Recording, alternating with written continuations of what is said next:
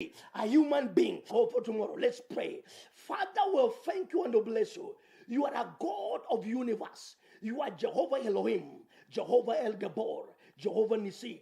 I decree and I declare, let there be hope where there was no hope. May you lift them, oh God.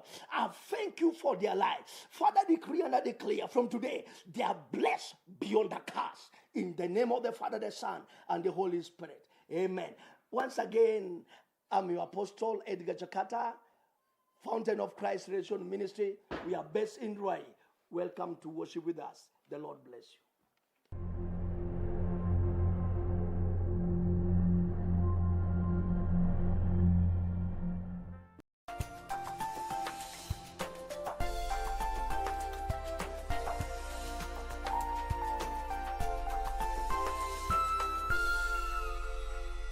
Tonight on KBC Channel 1. Not today! I am out to do justice today! I have to avenge Acharya Chanakya's death! By wielding the sword act, His Majesty Ashok has committed a crime. And the punishment for that is death penalty. Don't stop!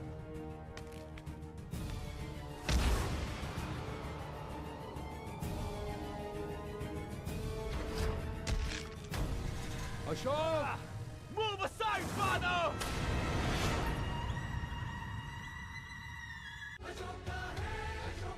Tonight on KBC Channel 1. No, of course not. If you're thinking that I'm pregnant, then you're mistaken. Okay, don't get upset, Cons. I was only asking, nothing more. I knew it. It's her all along. Your godmother and I were supposed to talk about Lucrecia tonight. We both came to the conclusion that Lucrecia had used Emma in order to get rid of you. I want to be completely sincere with you. I still hope against all odds that Florencia will show up.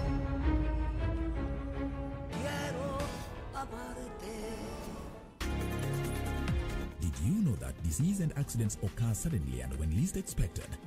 If you have a medical insurance policy, it gives you peace of mind knowing that your medical expenses will be catered for by insurer up to your policy limit. Now you know. IRA, promoting insurance, protecting the insured.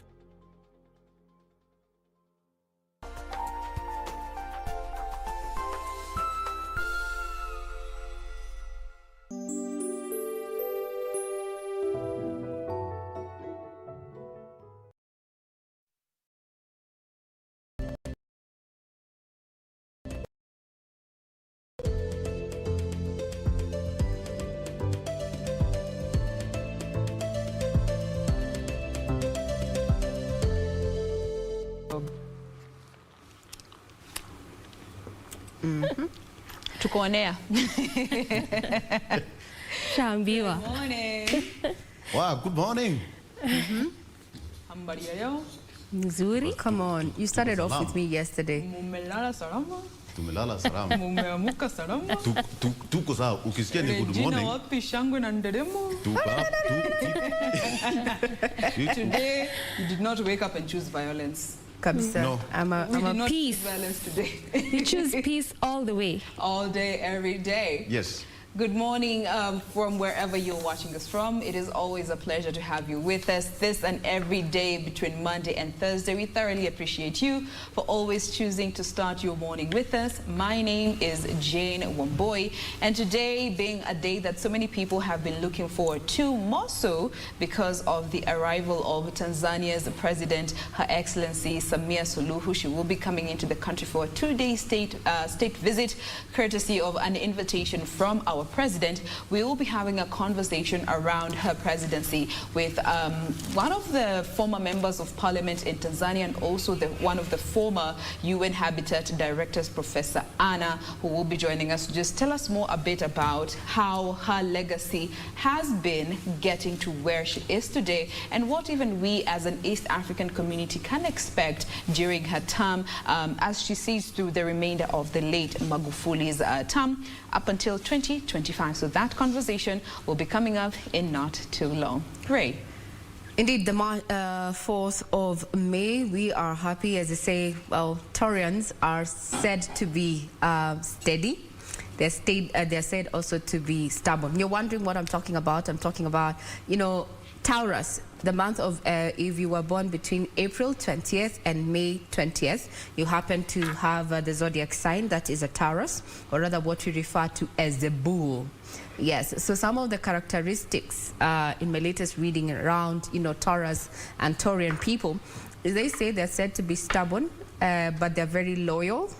And because the bull is run, or rather rules, by the goddess Venus, and we know the goddess Venus is supposed to be the goddess of love, so they're also romantics. They're steady and they they're forward-looking, and for them, relationships are long-term. I just thought maybe let's share a little bit about your stars. It's not my star sign. I'm a Virgo, so we'll be talking about Virgo soon enough. Hey, hapo. Situation kwa ground. Tricky. Hapo umesema romantic. Aga long term.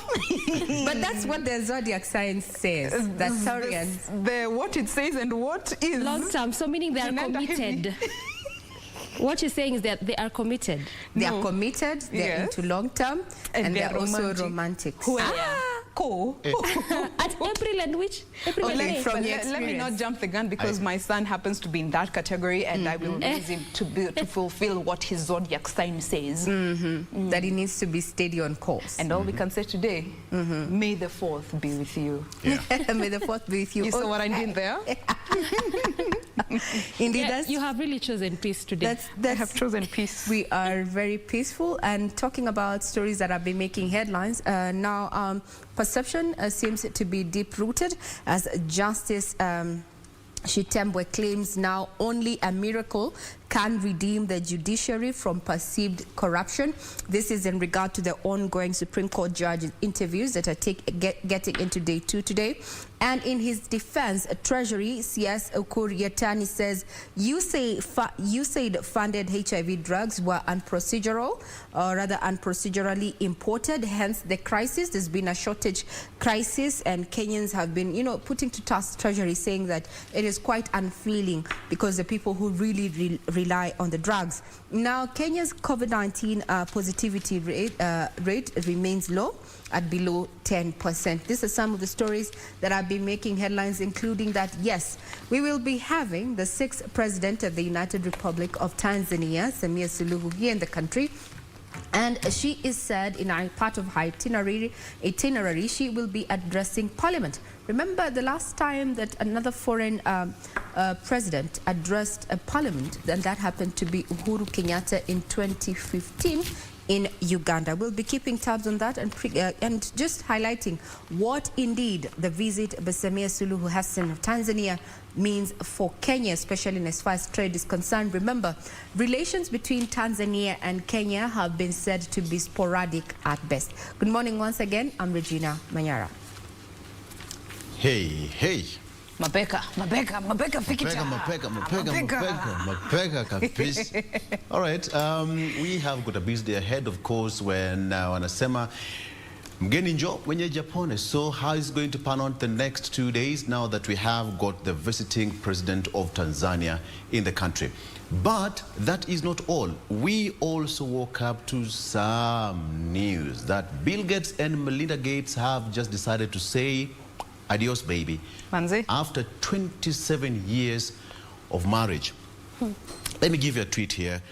After a great deal of thought and a lot of work on our relationship, we have made the decision to end our marriage. Over the last 27 years, we have raised 3 incredible children and built a foundation that works all over the world to enable all people to lead healthy, productive lives. We continue to share a belief in that mission and will continue our work together at the foundation. But we no longer believe we can grow together as a couple in this next phase of our lives. We ask for space and privacy for our family as we begin to navigate this new life. Melinda Gates and Bill Gates. I will not ask this question right now, but I will ask you ladies later on, 27 years of marriage, with all the wealth under the sun that you can ever talk about, and 27 years later they say, this relationship cannot work, this marriage cannot work, and therefore we need space. So what is this thing that we all need in a marriage? That I will ask you later on, and even you, our viewer, you can share. Talk to us and let us know what matters to you. But before then, because it's going to be a busy day and we have to know how the traffic is going to look like today, the president is coming and you know Mombasa Road is going to be a mess. Let me toss it to Doreen to give us a look on how things are going to be. Doreen. Right, so let's just actually jump right into it this morning, very, very quickly, to see what is happening when it comes to the roads in terms of traffic. And actually today, Tuesday, we're focusing in Mombasa City. Now, this is actually why this is our focus this morning. A section of the Makupa Causeway, or the Makupa Bridge there, which had been closed for 2 days between March 15th and March 16th of this year. And this was for the purpose of this bridge. Just somewhere at the center there on your screen, we have that particular bridge there. This is actually why it was closed, because they wanted to demolish this particular bridge and construct a new one. It's actually going to be a dual bridge, falling there past that particular place. What you're seeing was actually constructed in 1920 by the British, and for a very long time it has resulted to the heavy kind of traffic, just from what you're spotting on your screen there, a lot of air pollution around this specific area. So that is what they want to do away with, and also try to ensure that at least there is the traffic flow around this specific place. Like I mentioned, it's going to be a 4.5 billion bridge, and when the construction begins, it is expected to end in 2022. So again, it simply means that this also becomes one of those areas of interest to try and see how the particular process will be coming along and how altogether it will be affecting the traffic flow, because this is actually how the normal situation oftentimes looks like, and the construction hasn't really quite begun yet per se, in as much as it was commissioned by the president in December of 2020. That was last year there. So this is how the place looks like, one of those busy areas, and this is again why this particular bridge will be constructed, for the traffic flow and also to do away with the old air pollution around this specific area. So before we go into further details about this bridge and how instrumental it is, just a very quick look on the traffic flow, and this is especially around that area. So this is around that Makupa roundabout there. This is how it is looking like this morning in terms of traffic. Green all through, very interesting. There's no any kind of traffic around the entire roundabout, also given the fact that it is one of those busy roundabouts. And far more of what we've seen is that any area where there's those major roundabouts, given the fact that it branches off, could be either major roads or sleep roads, just like this specific one, especially in this early morning hour, would expect to see that heavy kind of traffic, most especially either the maroon or the red color, which just indicates that. But clearly, as of now, along this particular roundabout, which is our focus this morning, is just green all through as you get to branch off to Tomboya Road there, one of those sleep roads there, as well as the Mombasa Road on the other side. And again, also coming still through Mombasa Road, as well as Lumumba Road. In fact, on all these major roads that get to branch off from this particular roundabout, as well as the sleep roads there, just a smooth sailing, no traffic at all, green all through. The beauty is that this is actually on both lanes on all of these roads that I'm just mentioning, as well as that Tudor Road on that particular section, where it just looks like it's beginning to slightly build up, is along the Mombasa Road. As you leave the Makupa roundabout there, heading to the other side of Kibarani, that is just where it begins to slightly build up. And also around Kibarani, there's been a lot of ongoing road works in terms of also that construction of the bridge there. So that is just where it begins to slightly build up, but altogether manageable kind of traffic. And this is specific to only that one lane. As you leave the areas around Kibarani, coming still through Mombasa Road before you get to branch off to Tudor and Makupa roundabout there. On the other section, on the other side, as you head over to those areas which I'm just mentioning, green all through, no traffic at all. Clearly also it means I would not need to look at any alternative routes, at least as of now. And this is the road situation on this specific area, which is our focus this morning. This is the Makupa Bridge. Try to see how all this construction process is coming along and how altogether it will be affecting traffic on this specific area.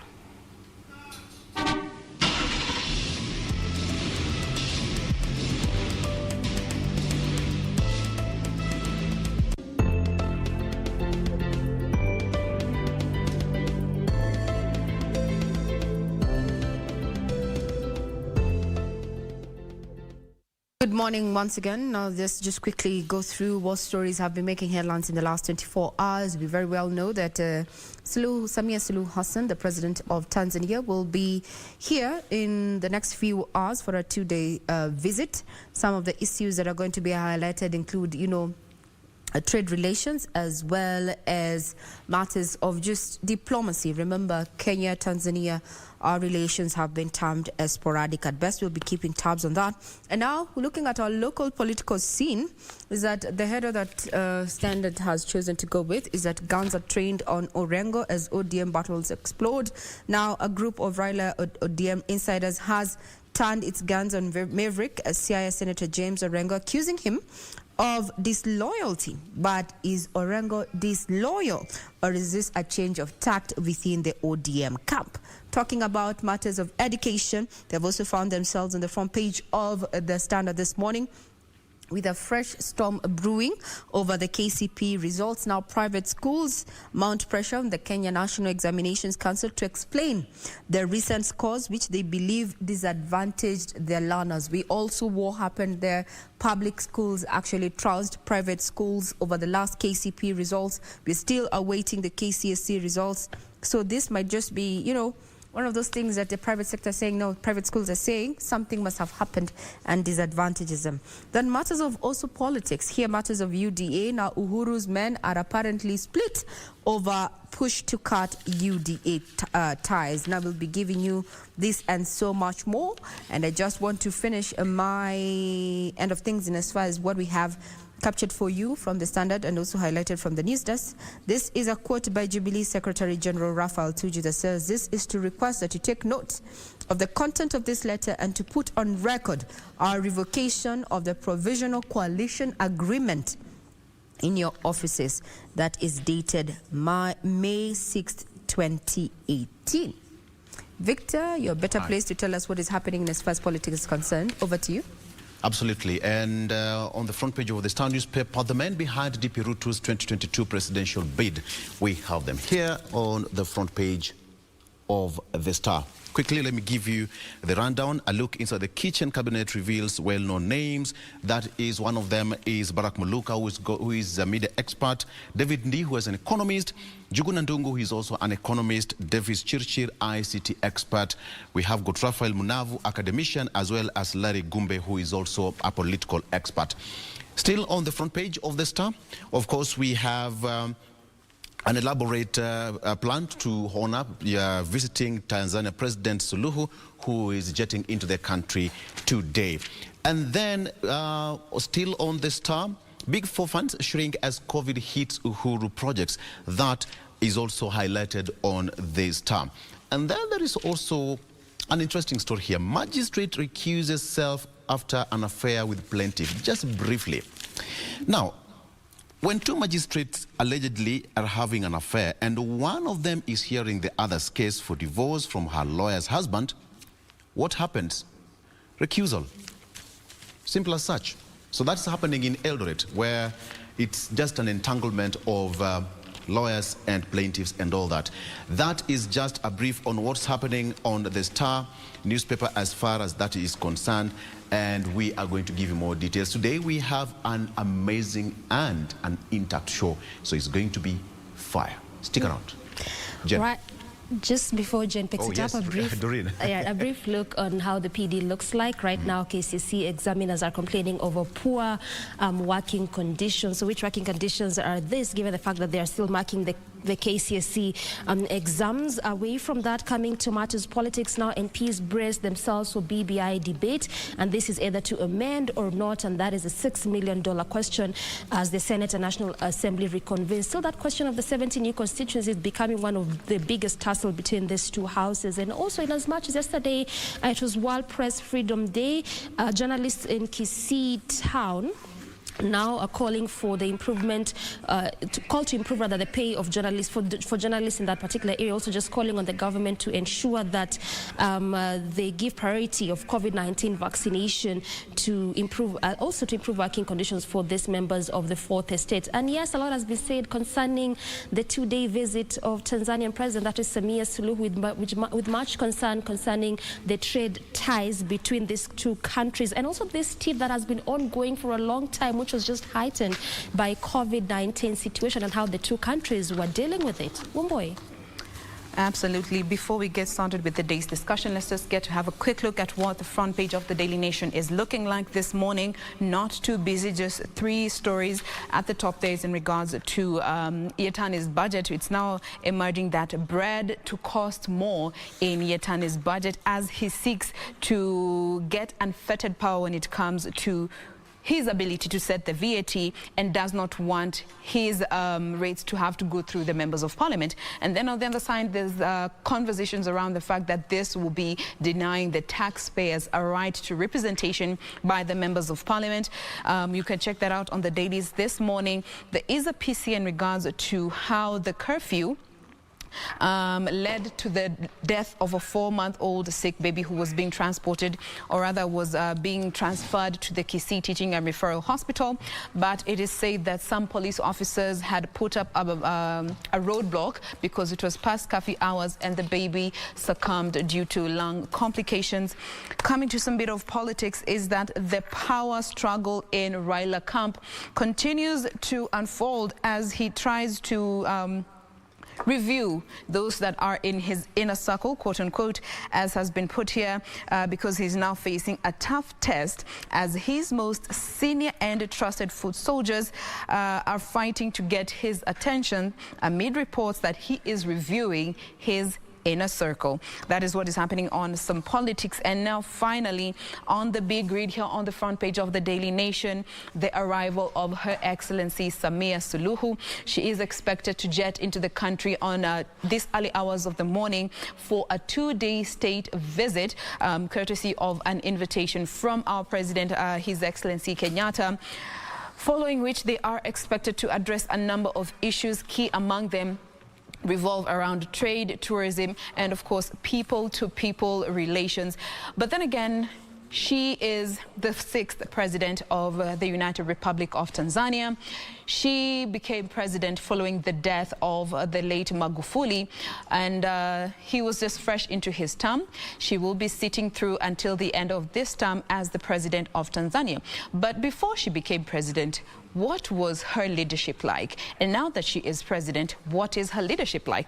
That is a conversation that we are seeking to have and understand, you know, what are the challenges that she is experiencing. We did have experts come out to say that she will be having a lot of resistance, quote unquote, from the late Magufuli's allies as they try to, you know, shape her decision making and agenda in line with what Magufuli had already set forth. But to help us better understand how things are moving about in Tanzania, this morning we are joined by Professor Anna Tibaijuka, live from Tanzania. She is the former executive director of the UN Habitat, as well as a former member of parliament of Muleba South in Tanzania. Good morning, Professor. How are you doing today? Well, good morning. I'm doing fine, Jen. Karibu sana to Good Morning Kenya. Asante sana.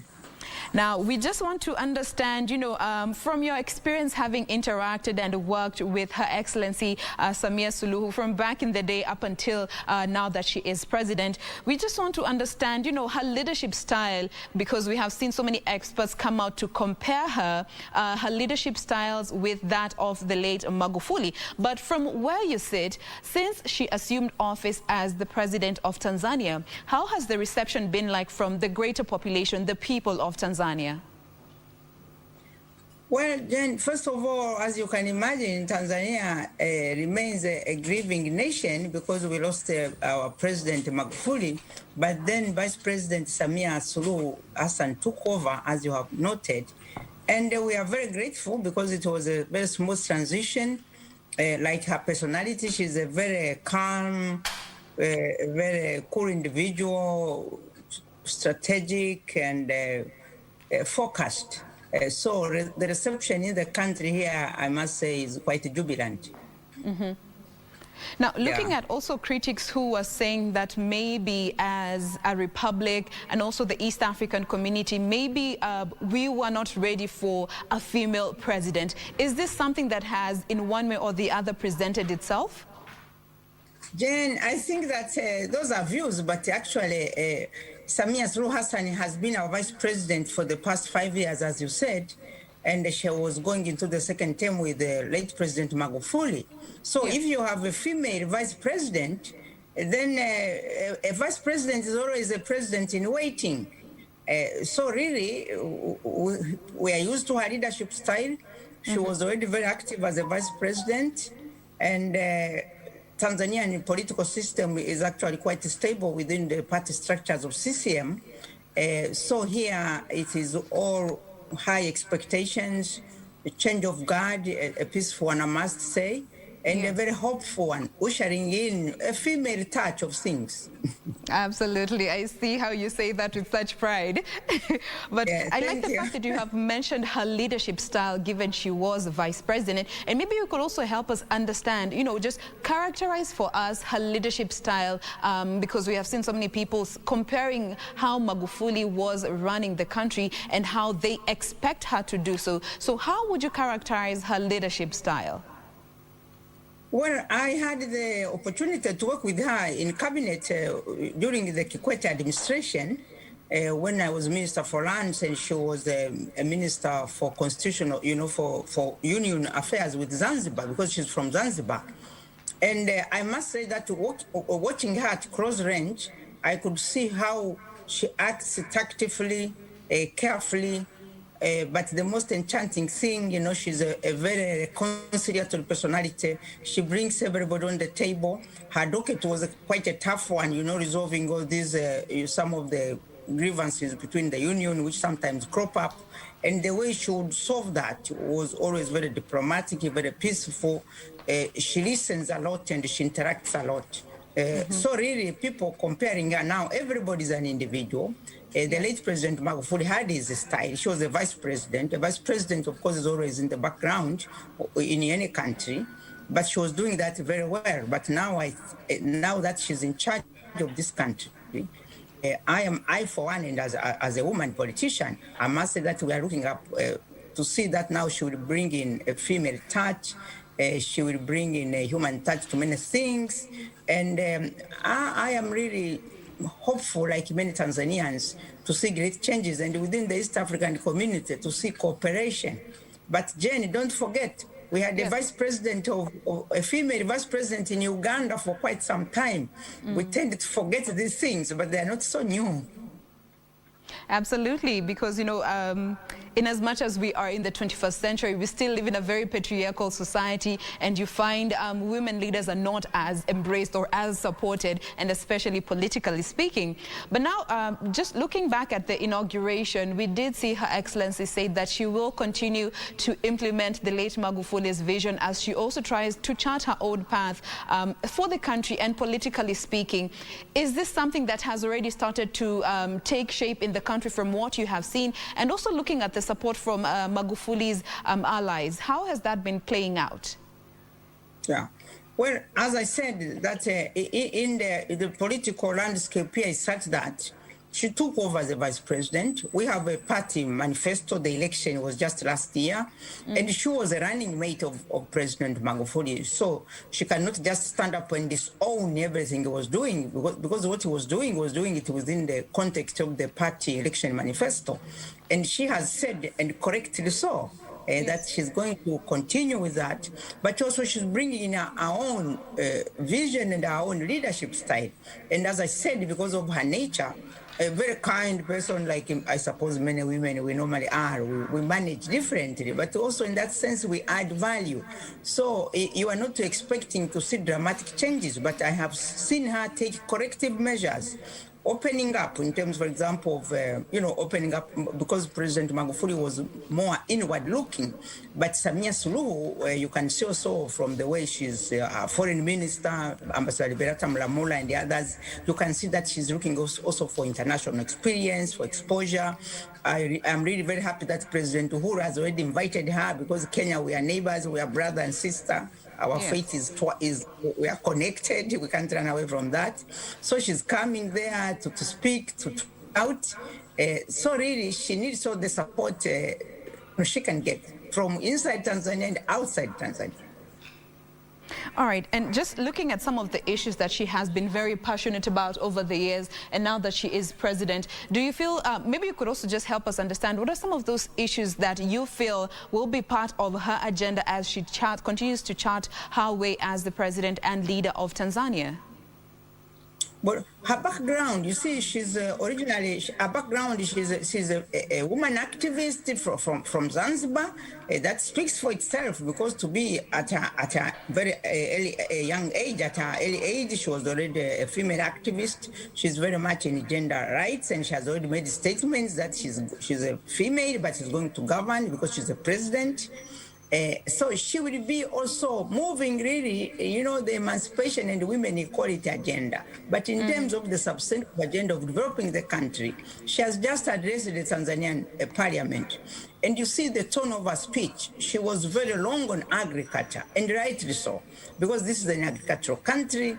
If you move agriculture, then you can transform this economy. She's also a woman. She knows how to manage households. She's concerned about household incomes.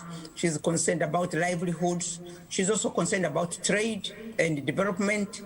So really, we are hoping to look at a president who is focused on the household economy to transform it. And if you build the household economy, then of course you build the national economy.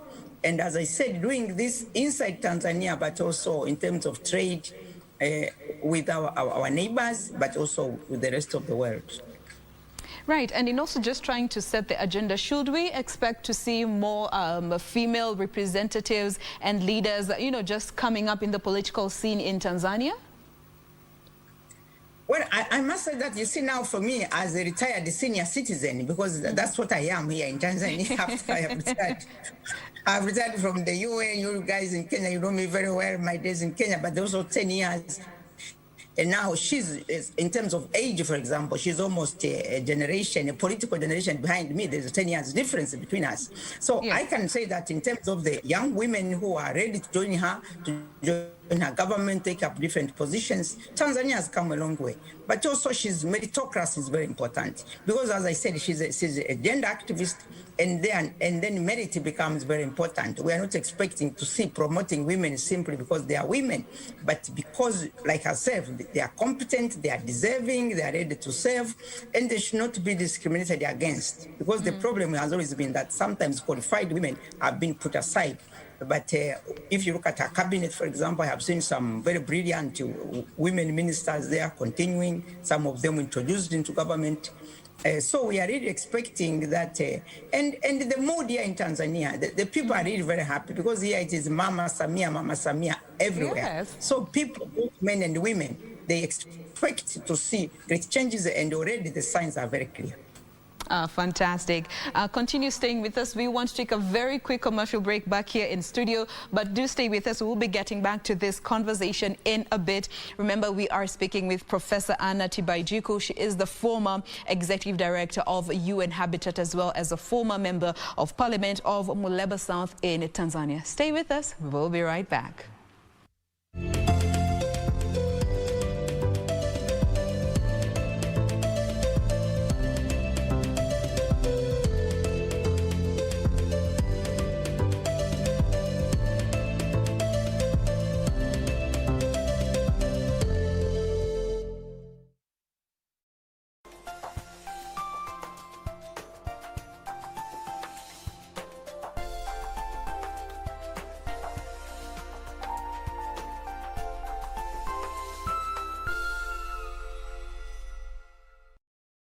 Je, umeomoka? Kama hujaomoka kwenye QuickBin, ndio mambo yote. Hapa tuko na fridge, kodi yake ni CM.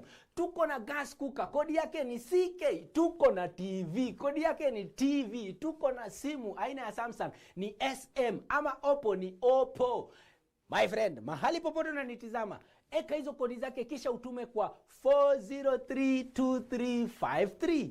4032353, alafu utakuwa unaomoka na hizi bidhaa. Kumbuka, kwenye QuickBin ni bidhaa bora zaidi kwa bei ya chini kwa chini.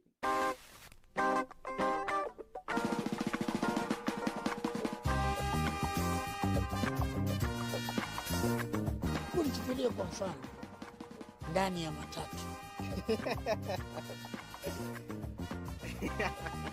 Yaani mtu mzima na miaka zake, hizo miaka zote mtu hajui kujua kuandika noti, noti tu peke yake. Kusoma kweli itasaidia. Nini nakusumbua na nini?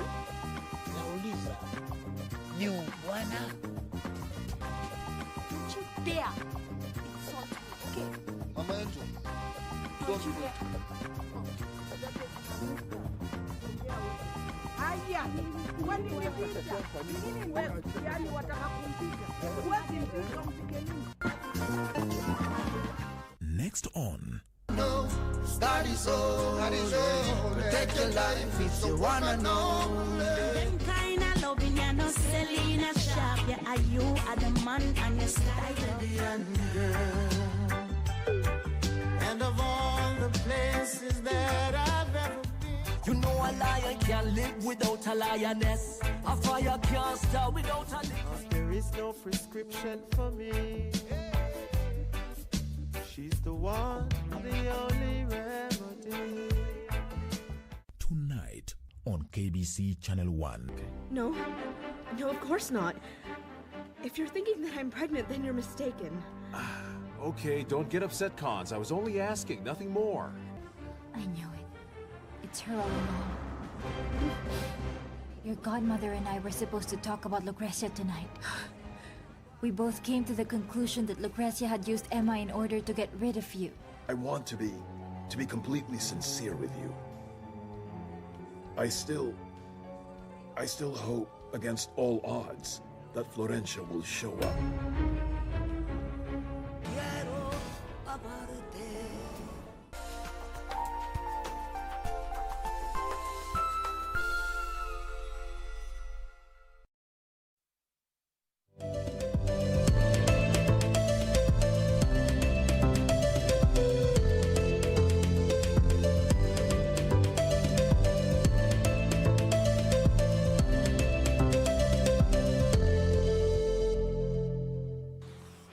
Welcome back. We are glad you are still with us. This is Good Morning Kenya. I am Jane Wamboi. In case you are just joining us, karibu tena sana to this conversation. We'd love to hear from you, so why don't you go ahead and talk to us using the hashtag Good Morning Kenya on Twitter at KBC Channel 1. Ever remains to be our official station handle. My handle is at Jane Wamboi.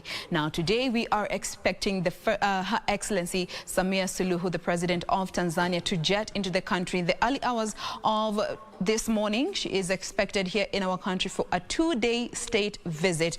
And ever since she assumed office as the President of Tanzania, a lot has been said, both good and bad. Both critics and experts have had their fair share of opinions to express in regards to her presidency.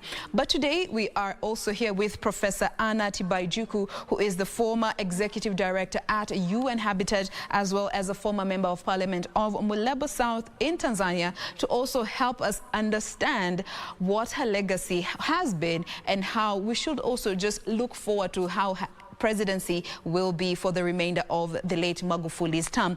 Thank you for staying with us, Professor. Thank you, Jen.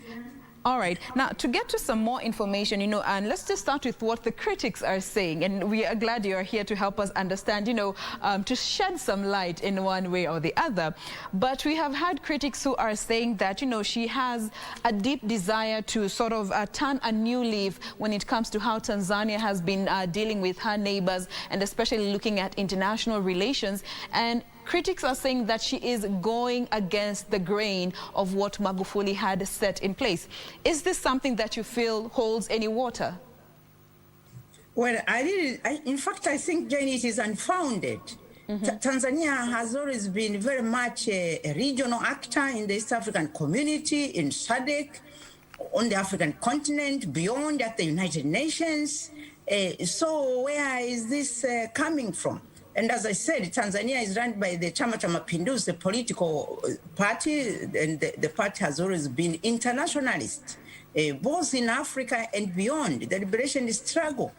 So President Samia Suluhu is doing the right thing to reach out with our neighbors. I'm really pleased, as I said, she's coming to Kenya, starting with our brothers and sisters in Kenya, and she will definitely do more. Because there is the fact that President Magufuli had to do some things internally and was focusing on that has never meant that Tanzania is a socialist is going it alone. Oh no, Tanzania is very much on the international and regional stage.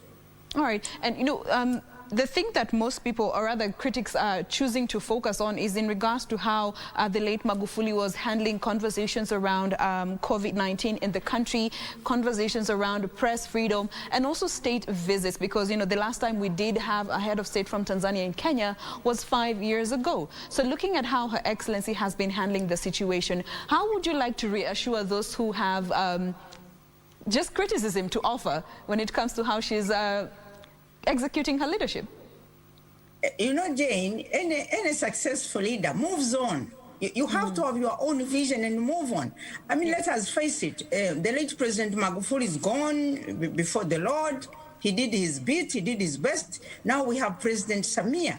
So I feel that people who are lamenting about the past and what this other guy did, we should focus on what is she planning to do, what is she capable of doing. And I have told you that I know her, I worked with her in cabinet. She's very, very capable. She's very much capable, and she has a lot of experience in politics, but also she worked for the World Food Program for many years in Zanzibar. She was coordinating that program. She has a lot of international exposure. She went to Manchester. She knows the world.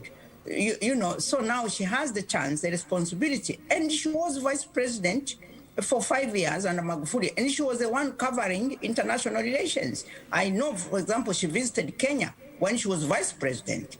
Little wonder that she's coming back to Kenya as her first country outside Tanzania. So really, if there are any fears in Kenya, let me tell you that those are over. Regarding the COVID-19, I mean, Jane, Kenya, Tanzania, Uganda, East Africa, we are really hopeful now that we are happy that the vaccine is now finally there, but as you know, we are the last on the line. So COVID-19, she has already made it very clear. In her maiden speech, she said she's going to put up a special committee to look at, you know, the whole COVID-19 issue. But I must say that Tanzania has also been sort of getting bad press on COVID-19 than the reality on the ground in terms of the social, in terms of sanitizing, in terms of even getting the vaccines. If we finally get our shares, you know, we are a middle-income country now, but we are still a least developed country by United Nations, you know, criteria. So we need all the help we can get from neighbors, from the international community, and COVID-19 is serious. Tanzania has taken it seriously, but we also think outside the box.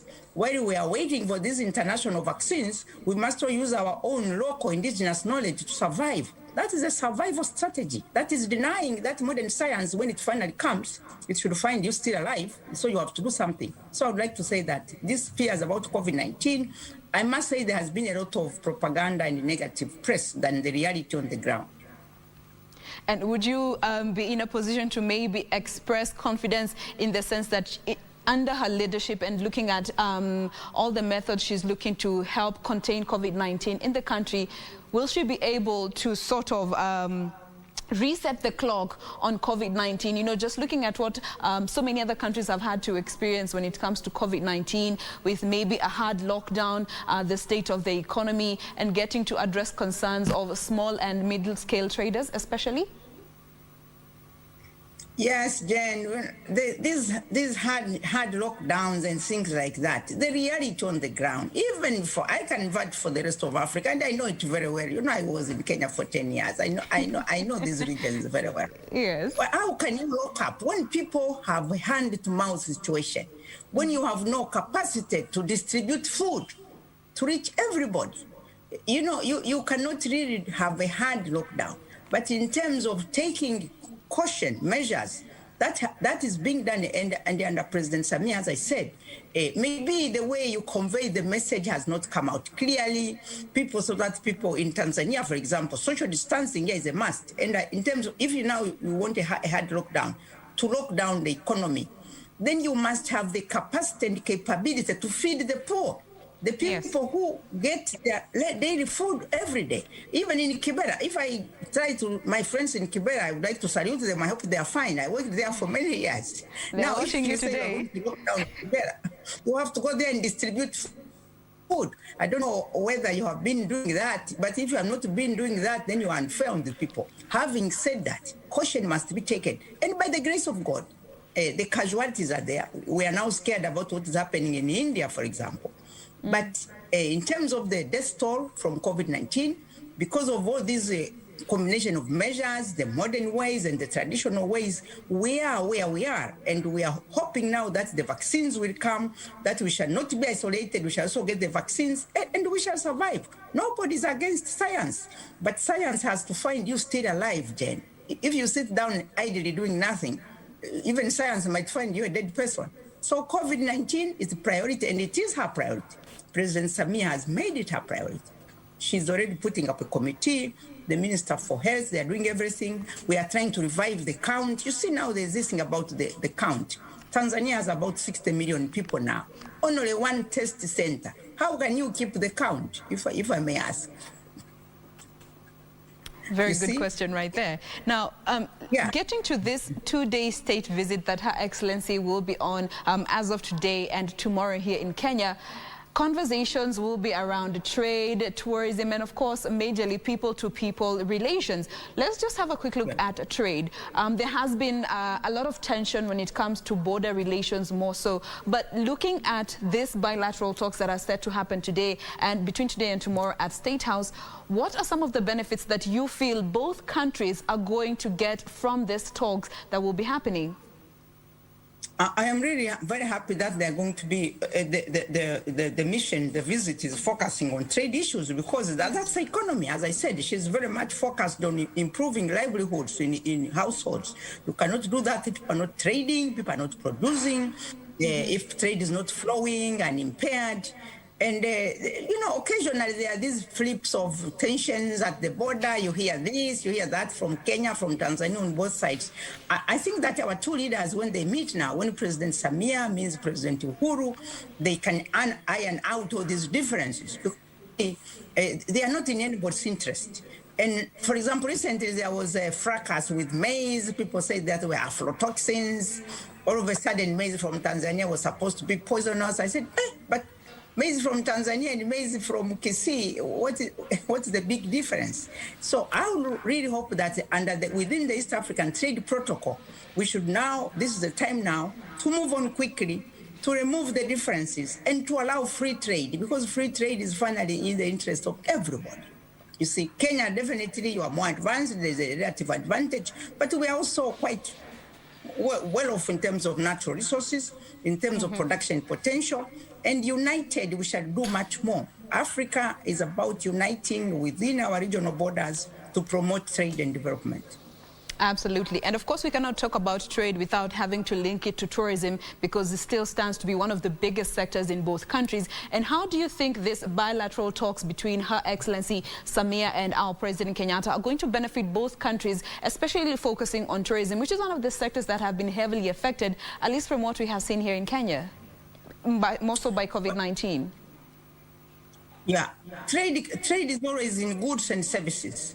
Now, you can look at trades in goods, I think actually has been very well. It has been moving on. Occasionally, as I said, if we iron out differences, some of them are cooked by parochial vested interests and mining trade, but also organizing businesses.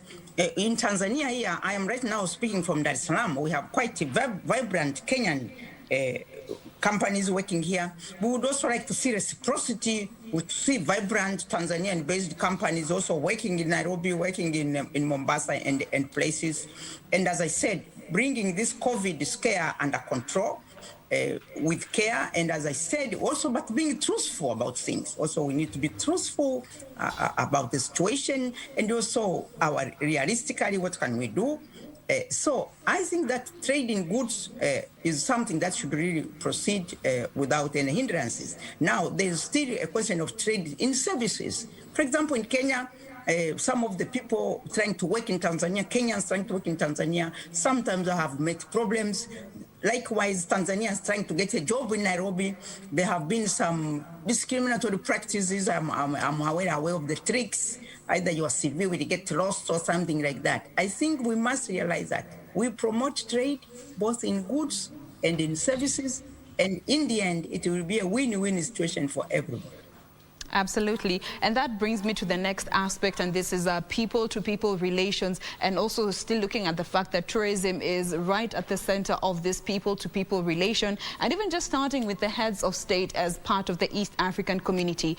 For somebody who might be looking from, an aerial point of view, might not really understand why this people-to-people relations between the two countries is important. Maybe you could help just better paint a picture of why some of these aspects that revolve around people-to-people relations are key to, building an East African community that is united.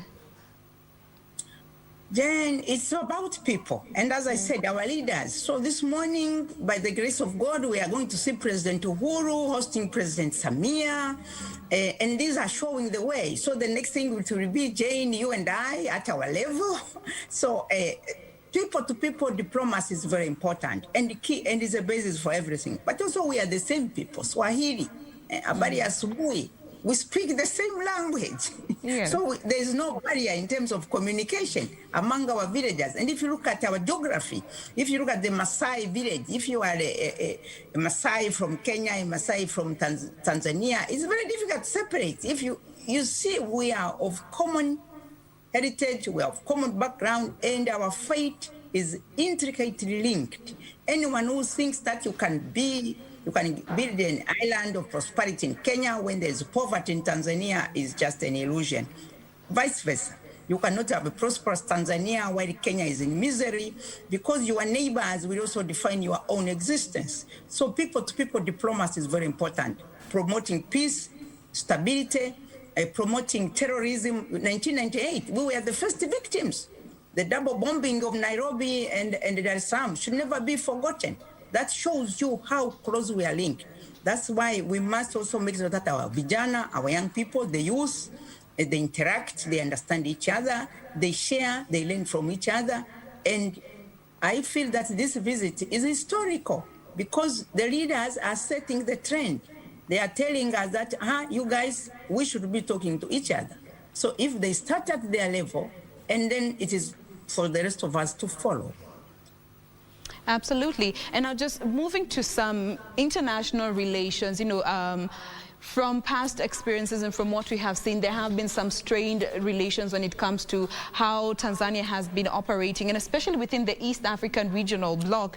And just looking at how, or rather what is cut ahead for Her Excellency when it comes to reaffirming and just ensuring that Tanzania is part of the East African community. How do you feel this trip is contributing towards reassuring the rest of the East African bloc that Tanzania has been and is part of this community and is willing to work together with the rest of the countries?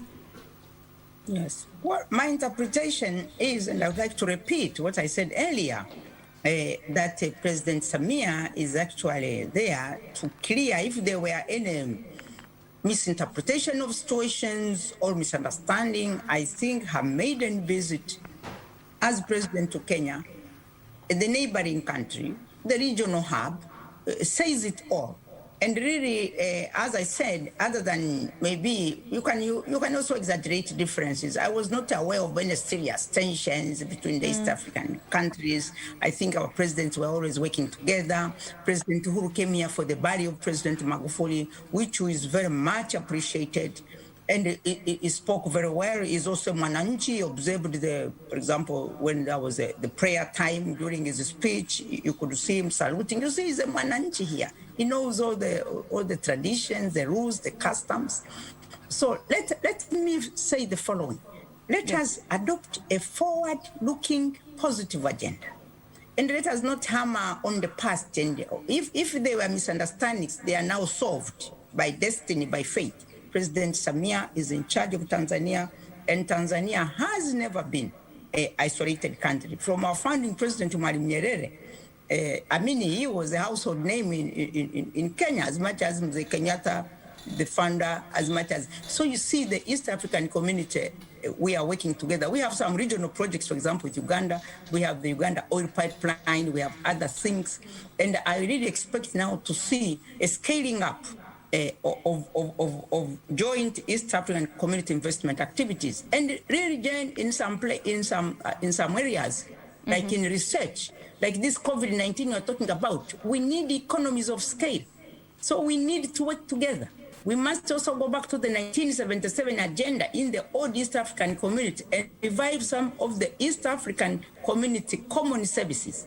Because you see, we are growing, we are improving, but let us face it, united we shall be stronger.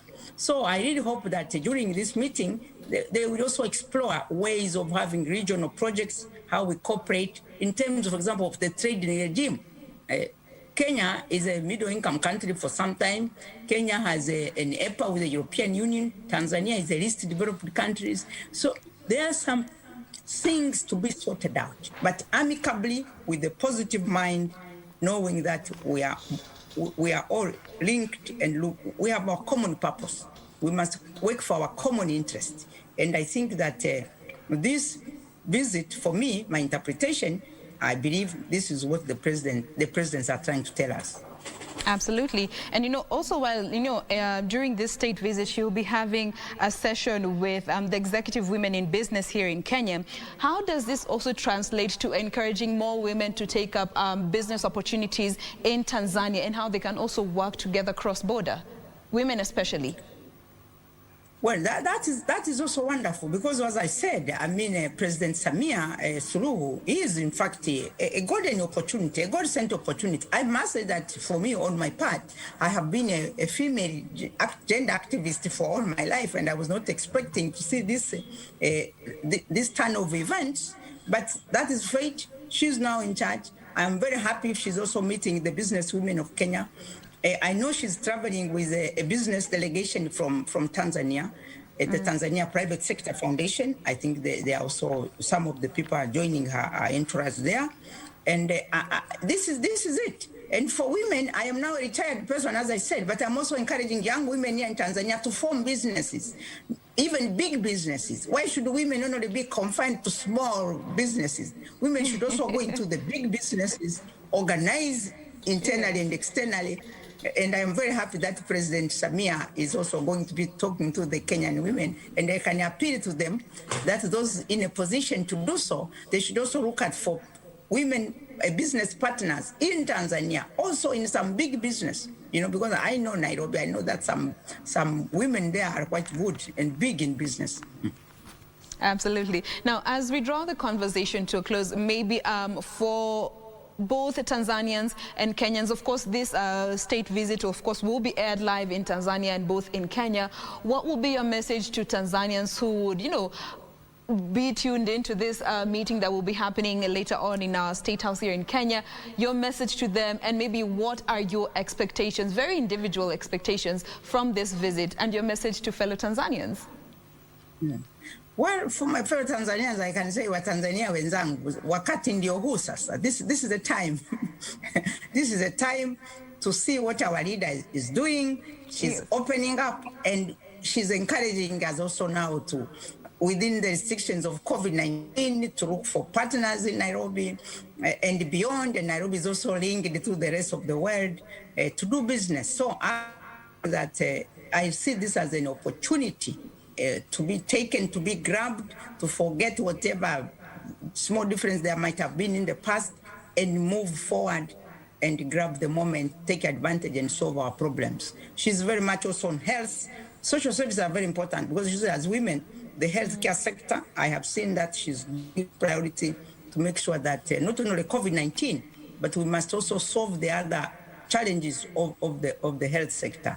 And I have heard her declare she's aiming at universal health insurance, for example. Not an easy thing for a poor country like Tanzania, but at least where there is will, there is way. So this is a time for positive thinking, for asserting ourselves, and for partnership. Absolutely. Now, there is a question that has come in here. I know you had touched on your personal expectations of this visit, but for the benefit of our viewers this morning, there's one Evans who is asking, what are some of your expectations from this visit? Maybe you could take that again for our viewer this morning. Well, at the risk of repeating myself, yes. My expectation is, first of all, the event of itself is already setting the tone of where we are going, working together. And I must, as you know, I also know President Uhuru very well. When he was in Dar es Salaam 2014, I even was hosting him as Minister for Lands, and I escorted him all the way to Namanga. So I also know that is a very welcoming personality, very warm and very sincere, friendly. And friendship is also the basis for economic development. So my message is that let us grab the moment. This is an opportunity from God. We must take advantage of it and give both leaders our support. There you have it. That goes out to you, Evans, who had a question in regards to your expectations. We must all give our leaders the support that they need to unite both countries, even more as we move forward as an East African community. We have been speaking with Professor Anna Tibaijuku. She is the former executive director at the UN Habitat and also a former member of parliament, of Muleba South in Tanzania. Thank you so much for making time to be with us this morning. Thank you. All right. Once again, remember, we are expecting Her Excellency Samia Suluhu to be jetting into the country this morning for a 2-day state visit, courtesy of an invite from President Kenyatta last month on the 10th. Among the raft of issues that they're going to be discussing, they will be revolving around trade, tourism, people-to-people relations, to just see how we can better build relations between the two East African countries and the larger East African community as well. Remember, this is her second trip since she assumed office as President of the United Republic of Tanzania. And of course, she will be well received here in Kenya. From what the communication that we have received is that she will be inspecting a guard of honor, and she'll also be honored with a 21-gun salute at State House, and later on a dinner courtesy of the state. We will be here to keep you updated on all that and so much more as it continues to unfold. Up next, people and politics.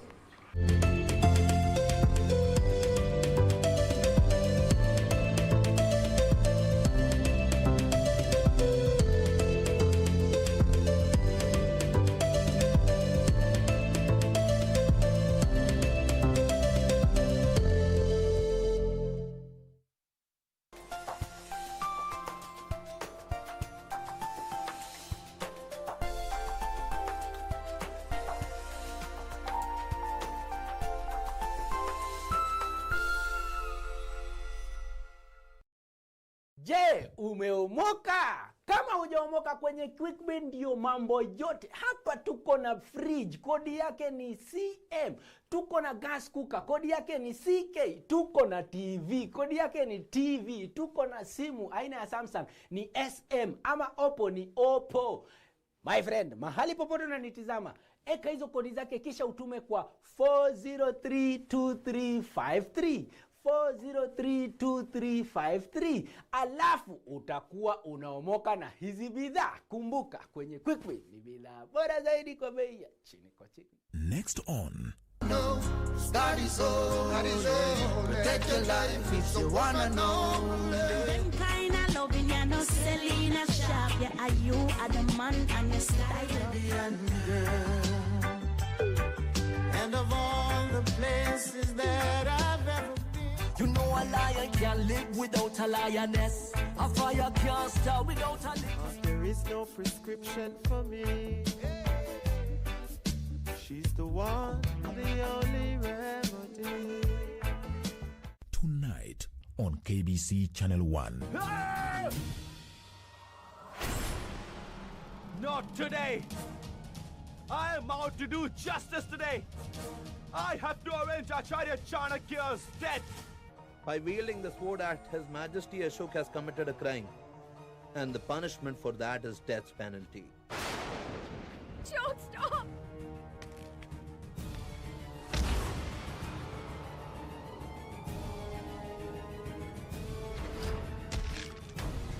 Ashok! Move aside, father!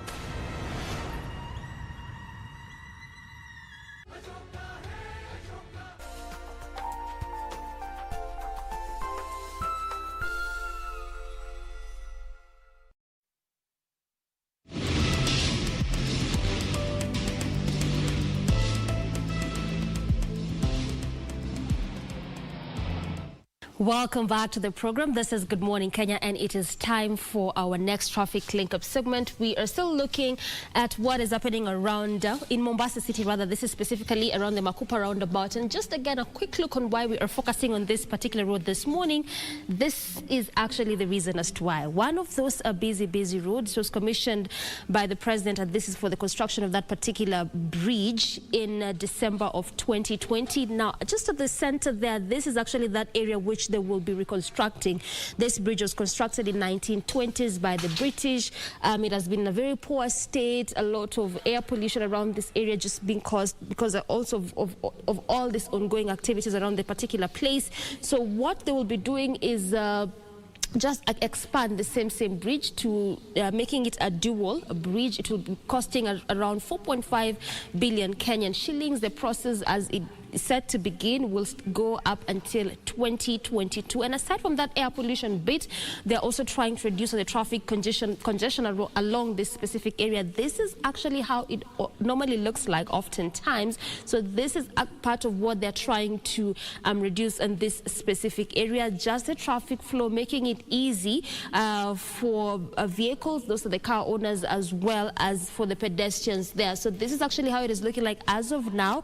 So why it was closed around March there for that particular 2 days was just to demolish the particular bridge before the entire construction begins. So right now, a very quick look on the traffic flow, try to see how it is looking like, if at all things have changed or is the same as how it was earlier on. You can remember that it was just a smooth sailing. There was no traffic at all throughout the entire roundabout, given the fact that it's also one of those busy roundabouts as it branches off to some major roads as well as slip roads. Now, this is the state of things. As of now, around the roundabout, still not that bad. In as much as, yes, traffic has begun to slightly build up, but at least altogether it's a manageable kind of traffic, and this is why we're sporting that orange color. And again, this is specific to one of those slip roads there as you get to branch off to Lumumba Road. Get a quick run through of how it branches off one of those major roundabouts. As I mentioned, gets to come all the way from Mombasa Road as you leave the areas around Kibarani, branching through the Makupa roundabout, heading again still through Mombasa Road, and this is in Mombasa City. Gets to branch off as well to Lumumba Drive, and on the other side, this is Tomboya Road. So clearly, just from the number of roads, the major as well as the slip roads that it gets to branches off, clearly just indicates that this is one of those busy roundabouts due to that. And when it comes to the traffic flow, right now, still things are not that bad, which again, just as I mentioned, is really quite interesting because of those ongoing construction works there. Ultimately, that will have resulted to that kind of heavy traffic. But as of now, this is still how it is looking like. Orange, orange in some sections of that particular roundabout, and on major parts, green all through, which just means there's no traffic moving at a very fast pace. Where there was traffic earlier on is on that section as you get to leave areas around Mombasa Road, all the way coming from Kibarani. Still is the same situation there. This is how it is looking like. And again, this is just specific to that area as you leave Kibarani coming through to Makupa. On the other side, it's green again, no traffic at all. This is how it was earlier on. This is still how it is. But again, ultimately, just around this particular section, we expect to see the kind, of heavy traffic, especially the moment those construction works will begin at a very fast rate. But as of now, this is still how it is looking looking like. Still, as you leave the roundabout, coming through to Tudor, one of those areas where there was still some ongoing road works, this is how it is looking like as of now. A bit different from how the other sections are looking like, because on this particular one, there's really that kind of heavy traffic moving at a very, very slow pace. And this is why we're seeing that red color also specific to that lane as you leave Tudor, coming all the way before you get to the Makupa roundabout, as well as you get to branch off to that particular section. On the other side of Ronald Ngala Road, still not that bad there. Green all through on that particular section. Some sections here and there where there's just a bit of a gridlock on that area. So this is again why it really becomes so necessary for that bridge to just be reconstructed because of its poor state. Look at the number of roads that get to branch off on this specific one, making it one of those busy areas, as well as instrumental places in terms of also businesses around that particular place. So up and until that construction process gets to a complete in 2022, it only means that this becomes also one of those roads key in interest to try and see how all this process will be coming along and how it will altogether affect the traffic flow around the same area. All right, so after getting that traffic update, whatever is going to affect you across the country, we are now on the next phase, and this is People and Politics. My name is Victor Lowe, and let's get the conversation going. You have been watching this show from 7 a.m. and still continuing. Right now, we are going to shift gears to take you to what matters to you, people and politics, because politics run the world. Good morning. Once again, my name is Victor Lowe. With me in studio, I have Joseph Simeha, still in the village. Way back in Vihiga County. Good to see you, Joseph Simeha. Yeah, very good. And as well as Dr. David Masanga, all the way from the United Kingdom. You will have to tell us why you are not around Kenya or Africa. That's the reason. You will have to tell us later on in the program. And with me in studio, I have Dr. Joseph Rotich, who is also going to help me just to have a good talk, you know. Let's have. Today it's Tuesday. As I always say, there's no gender balance here, but please just forgive me. It's just going to be an amazing show as always. Every Tuesday we do it. Gentlemen, I have to give you a minute or two each. It was an amazing moment over on Saturday when President Kenyatta said that, you know what, all the barriers and the cessation were lifted. I believe this brought a lot of good fortune for almost everyone. Let me start with you, Simeha, from the village. Now that you are the one who is feeling the pinch so much, how did you receive this information and this message from the president on Saturday? Thank you, Victor. First of all, I wasn't feeling any pinch. In fact, I told you this is bliss. Working from home in the village is bliss than being in the city. So I actually was happy that I wasn't locked up in the city. And even though, I mean, first, and then I have to acknowledge that, of course, it was a relief for many people. Honestly, people who need to connect as families, people who need to connect in terms of business and commerce to move and so on. I did see that from many people, that it was a huge relief. And also it removes the rent seeking and extraction machine of the security services that, you know, are supposed to be enforcing curfew for the benefit of citizens, but mostly using it for extraction and rent seeking. So that also was a relief for people, relief for, you know, businesses that operate in transport and generally just commerce. But for those of us who are working from home in outside of the city, of those urban areas, we're happy. It wasn't really having any adverse effect on us. And that's why, Victor, I'm not about to come over to the city, whether you open or close. This is the best place to work from. All right, okay. Good for you. People who've been working from home, you had some reprieve.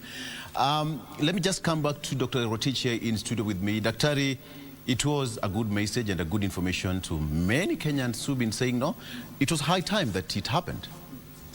I think, Victor, yes. The announcement by His Excellency the President to unlock the 5 counties was, in fact, a sweet surprise to many Kenyans. Yes.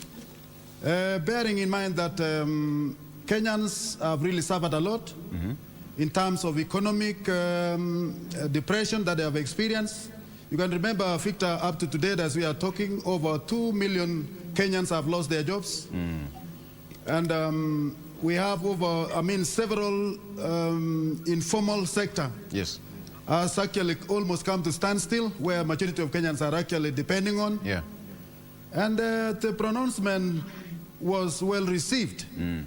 But I want to urge Kenyans that as far as the COVID-19 pandemic is concerned, we are not yet out of the woods. Yeah. The pandemic is still serious. It is still devastating. The rate of infection is still high. The death rate is still high. And that means that Kenyans must adhere to the Ministry of Health protocols if we have to succeed in this process. Yes. You find, Victor, that as we are talking today, as much as the unlocking has been done, even most of the hotels, as we saw it yesterday, they are yet to come to terms. They are yet to believe that it is we are already free at last. But we need to urge Kenyans that we must be more careful than ever. Yeah.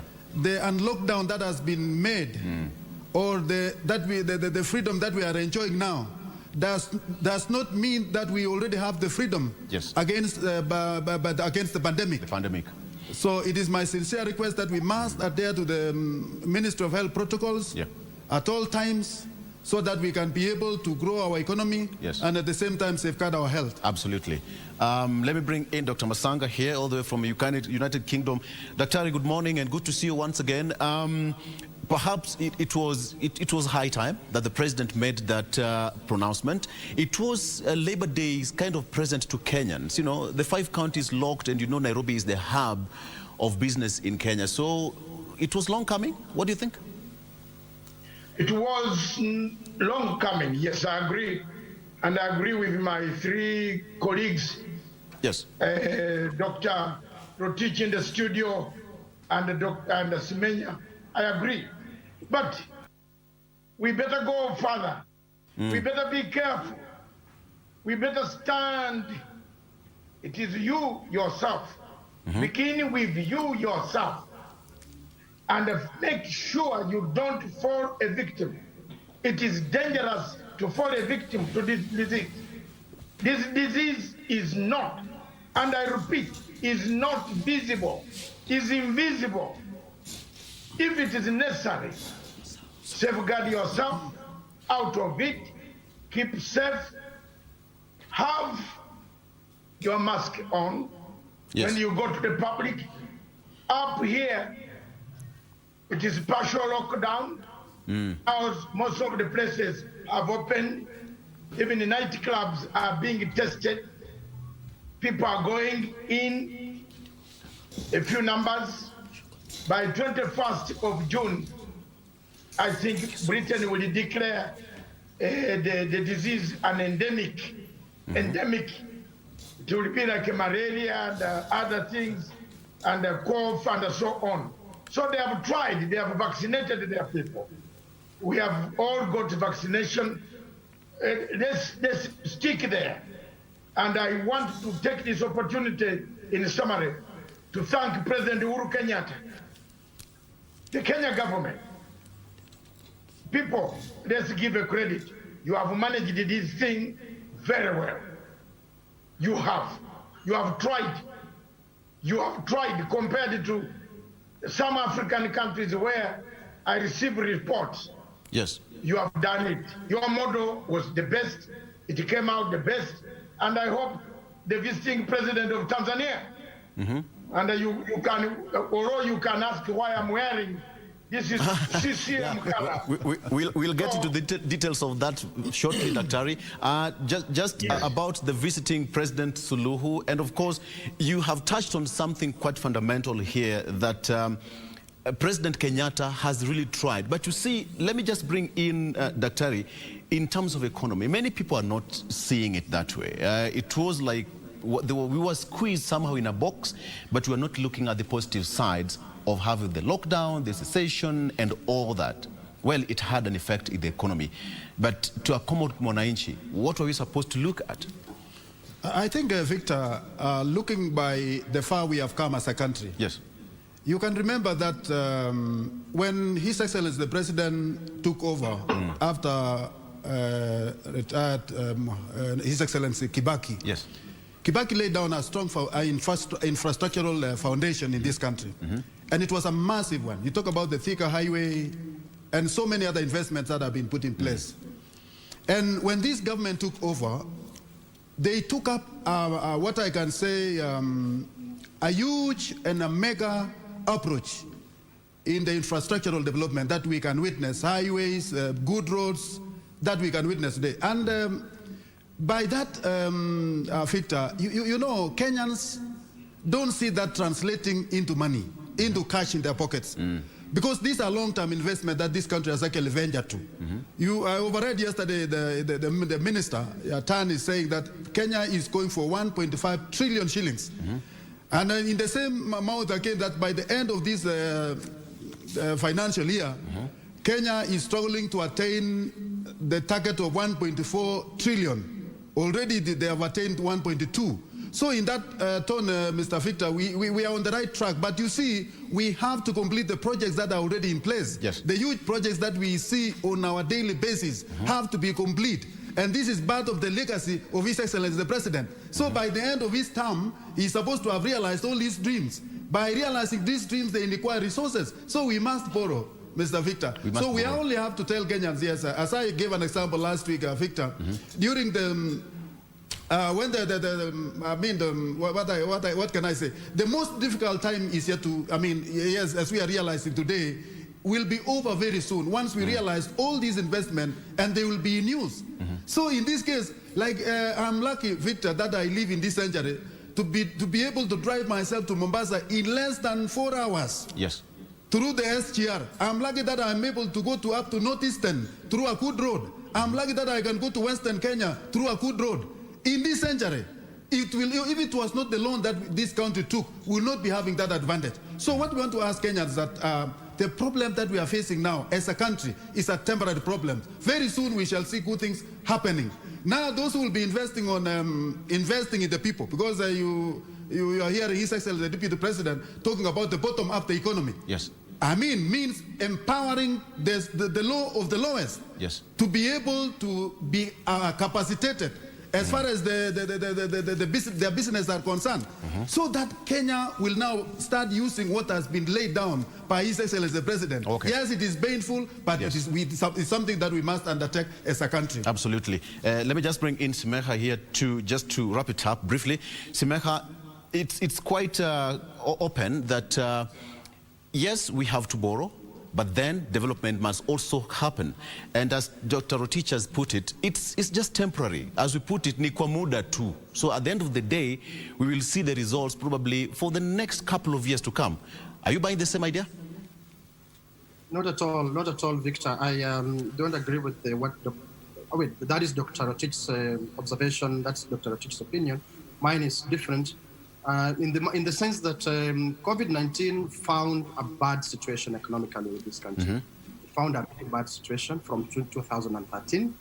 The only thing I agree with Dr. Rotich is that the Raila Kibaki government, previous government, from 2003 when they came into government, there was a bit of disruption 2007-8, but then again it picked up to 2012, early 13.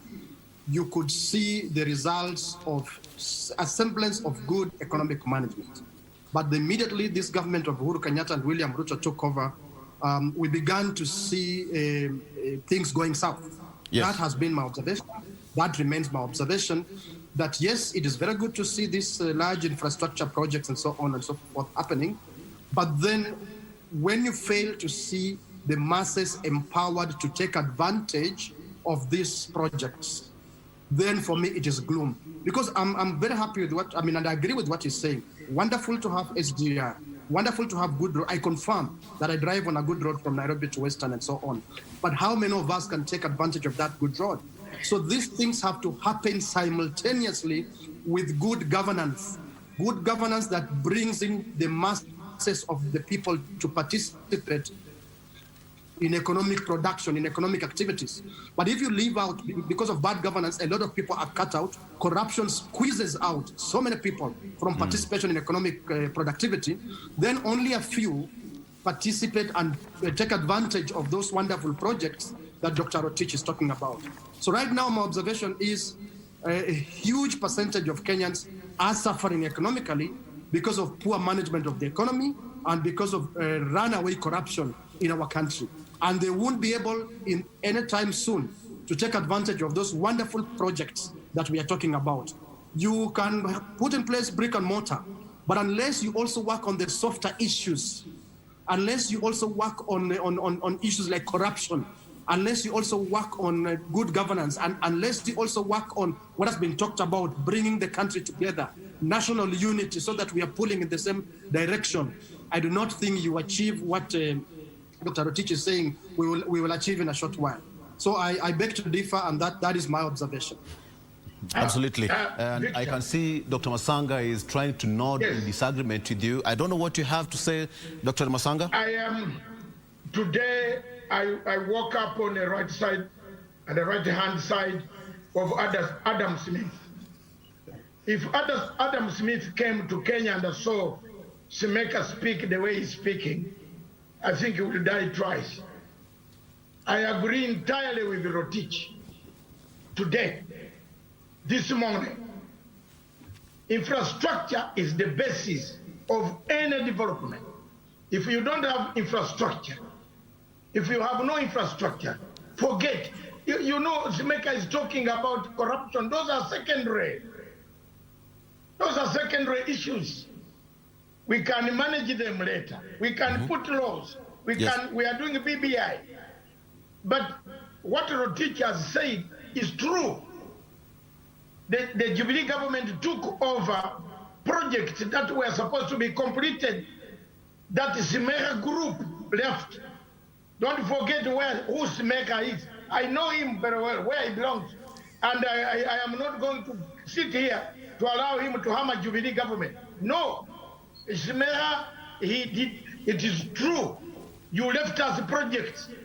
And I'm not going to take any prisoner here. You left projects. You expected Uhuru to do what? To leave them rot? Uhuru had to borrow in order to complete the project. Rotich is correct. Two, who is not suffering? Show me one country in the world which is not suffering. Show me. Show me one country. Even in Britain, you are talking of 2 million people not employed. In Britain, 80 million. And the figure is going up. And these are people who can demonstrate and ban the palace. They can, anytime they can come and ban the Queen's palace. You are talking of 2 million. There are 20 million people not employed because of COVID. So, on this one this morning, the Jubilee government had to complete the project. Money had to be borrowed. There is no country that does not borrow. Even Britain, where I am, borrows. IMF, quietly. But because it has a social infrastructure, you can't see they have borrowed. So let's not deceive our people that the borrowing is bad. We are bad off. Yes, mismanagement. Semeka, I come back on your side. I'll give you a note there. Mismanagement of funds, yes. Accountability of funds, yes. Brother, you knock the point there. If we fight corruption, we shall prevent the funds being cheated, taken away by a few individuals. And for anybody who wants to do the economy after Uhuru Kenyatta, my friend Uhuru Kenyatta, the Pan-African, has gone. And I want to be candid and happy to be associated with him. That when he leaves, you need the structure, whether he's up, bottom, up, whatever. I have heard some words, up, bottom, up, I don't know. Semeka will tell me he's an economist and a Rotich. But you need those infrastructure in order to transport your goods, in order Wanjiku to take the goods. You need Uhuru's legacy. Okay, all right. Tuambiane ukweli jameni, Afrika tunataka tuambiane ukweli. Okay, Daktari. On that note, it's quite evident that it has to be either way. We have to borrow and we don't have to borrow. But one thing that you've talked about is that, yes, we must borrow, but accountability and prudent use of resources is quite fundamental. And, you know, corruption has been dotting this country for quite a long time. And President Uhuru Kenyatta has also put that spirited effort to make sure that victims and culprits are brought to book. Okay, gentlemen, let's talk about, we have a guest today coming in Kenya, and my colleague just talked about it in the last hour with one Honorable Aunt Baijuka, but we can never have enough of this conversation. Let me start with you, Dr. Rotich. What do you take out of this one? She is in the country in the next few hours for the next 2 days. What do you think is going to be most important for her and then Kenya in general and Tanzania? I think, Victor, what we are looking forward to, of course, Samia, when she took over, yes, by the time she was actually being, when she was being sworn in, it is like Kenyans were watching their president being sworn in. I mean, there is a very strong relationship that Kenya and the East Africa in general would wish to have. Why am I using the word would wish to have is because of the kind of relationship that we have had with Tanzania under His Excellency the late Magufuli. Yes. You can remember very well, Victor, that about 6,000 chicks were burned alive in the protest that was going to spread the flu. And then there has been a lot of slow movement in and out of our borders between Tanzania and Kenya. We have seen also trucks which could spend several hours at the border, not being cleared. So all these are indications that our relationship has not been smooth. So the coming of Her Excellency Suluhu to Kenya is a very positive indication, and it will indicate so many things. Yeah. As far as the bilateral relationship is concerned, our economic development in East Africa, and more so between us and Tanzania, it is actually, I mean, Kenyans are hoping that we are going to build that strong relationship where Kenyans will move freely to Tanzania without any hitch, where Tanzanians will move to Kenya without any hitch, and then we look at our tariffs, because if we have our tariffs right, lower our tariffs, so to enable our people to have that kind of bilateral, trade relationship without any hitch. So in this case, we Kenyans have a lot of hope. And there's another additional thing, Victor, that we have to look at it. The political perception that we have. Her Excellency Suluhu is the only female president in Africa as we are talking today. Yes. So in this case, why Kenyans were so much elated during the swearing in of this great lady was because we have had the gender issues for many years in this country. We have had affirmative action that has elevated the female leadership in this country to the level where we are now. Yes. And we are proud as Kenyans that the ladies can now dominate the very important positions in our country of leadership. And I was watching I've been watching the trend of this thing. Go to the judiciary today, Victor. Look at the formation of all the heads of departments. You may be surprised that majority, almost 70, 80%, or even not 90, are ladies. And in this case, if Koome will win the day with the kind of smooth transition that is going on now, I think we are going to have a judiciary that is led by female. And I've been also watching what the development that has been happening elsewhere. I think very soon we shall have an affirmative action to protect the boy child, because that is the trend that we are moving. So very soon we shall remove this word affirmative and maybe open up for a democratic competitive process that our men and women will compete on equal basis without really looking at the gender or affirmative action to protect some particular group. Absolutely. So in this case, Kenyans are proud of her, and they are looking forward that with a positive startup, we have heard she has talked a lot about the COVID-19 pandemic, and now Tanzanians are awake to the reality that it is real, it is there. And once we had, because we had the border problems where Tanzanians under Magufuli, they were not respecting the issues to do with them, people being tested before they crossed the border. Yes, I'll but get this to time that. around, Yes. You can see the Suluhu actually is very positive and very, very keen to see that Tanzania is actually brought to the power of those people who are fighting the pandemic. So in this case, we are hoping as Kenyans that good things will happen. Absolutely. Let me just bring in Simeha here. Simeha, your thoughts on that? She is due to jet into the country for the next 2 days. What do you think is quite important is going to be on top of her agenda as she visits Kenya for the first time just slightly over a month after she took over her office? Thank you, Victor. I think what is important is for us to reflect on the similarities and differences between ourselves and the nation of Tanzania. And it boils down to what I was saying earlier. When you look at the foundation of our nation that Mwalimu Julius Nyerere left in Tanzania, and you compare that to what we have as a foundation, I'm hoping that one of these days I'll persuade all of you, including David Mathanga, that we are building all this huge infrastructure project on quicksand. These are things we can bring down in one day because we are not yet a nation in Kenya. Because we all don't see those projects as our projects. There are millions of Kenyans, as compared to Tanzania, who are going to see, but already are seeing those projects as Uhuru Kenyatta's projects and William Ruto's projects. Why? Complete breakdown of national trust.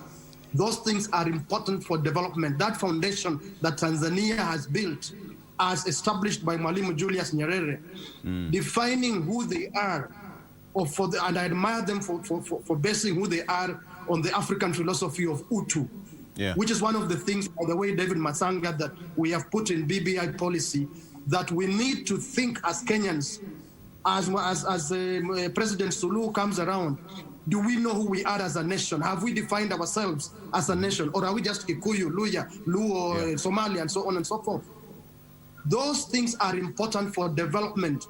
Otherwise, you have those huge projects, but you have a largely dying population, a largely illiterate population, breakdown in the education system, a breakdown in public service and public administration, looting governors left, right, and center, and looting national executive, etc., etc.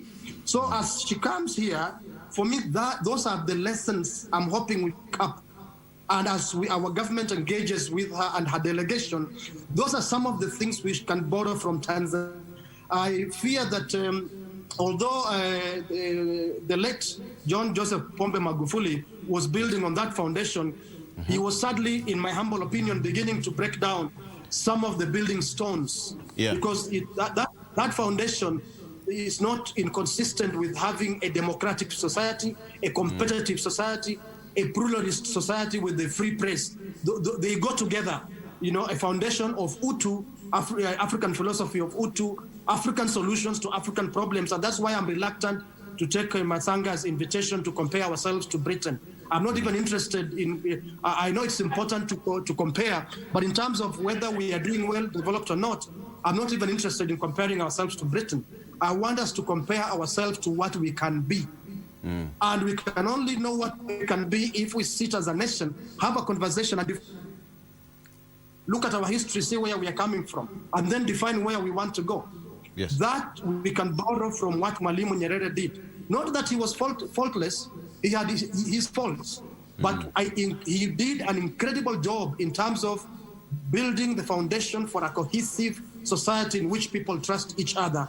Now, President Suluhu, with the promotion of freedoms, democratic ideals, given the signs we are seeing, press freedom and so on, will hopefully now continue building on that foundation, because you can build on that foundation without suppressing people, like John Joseph Pombe Magufuli was doing. You can develop a country without suppressing dissent, without oppressing people. And that is what I hope, as we engage with the president of Tanzania, we can pick those lessons. And finally, agreeing with what Rotich said, it is a lot more important for us as African nations, beginning with East Africa, including Congo, including Ethiopia, Somalia, Sudan, South Sudan, to trade with each other, to develop trading and social relationships with each other. We will develop faster than these relationships we have with our exploiters. They are past exploiters, they are still present exploiters. And I'm not suggesting that we cut off relationships with them. I am proposing that we prioritize relationships with African countries, then Masanga, that is going to be true Pan-Africanism. But not when we cheat each other, but then we want a better relationship with Britain or the USA or Germany. Those are good friends of ours, but let them be secondary friends. Let us develop relationships with African countries first. All right, absolutely. And Dr. Masanga, you've just heard what Dr. Rotich and Sime have just talked about. What do you think are some of the diplomatic ties that we should expect from now moving forward, having in mind that she went to Uganda and signed a deal with the Uganda that they are going to have an oil pipeline from Uganda to Tanzania, and now she's going to be in Kenya for her first visit as the president. In terms of diplomatic ties, what should we expect? Briefly, Daktari. Thank you very much. I will hit my points, and I agree with Simeka. As a Pan-African, I want an integrated Africa.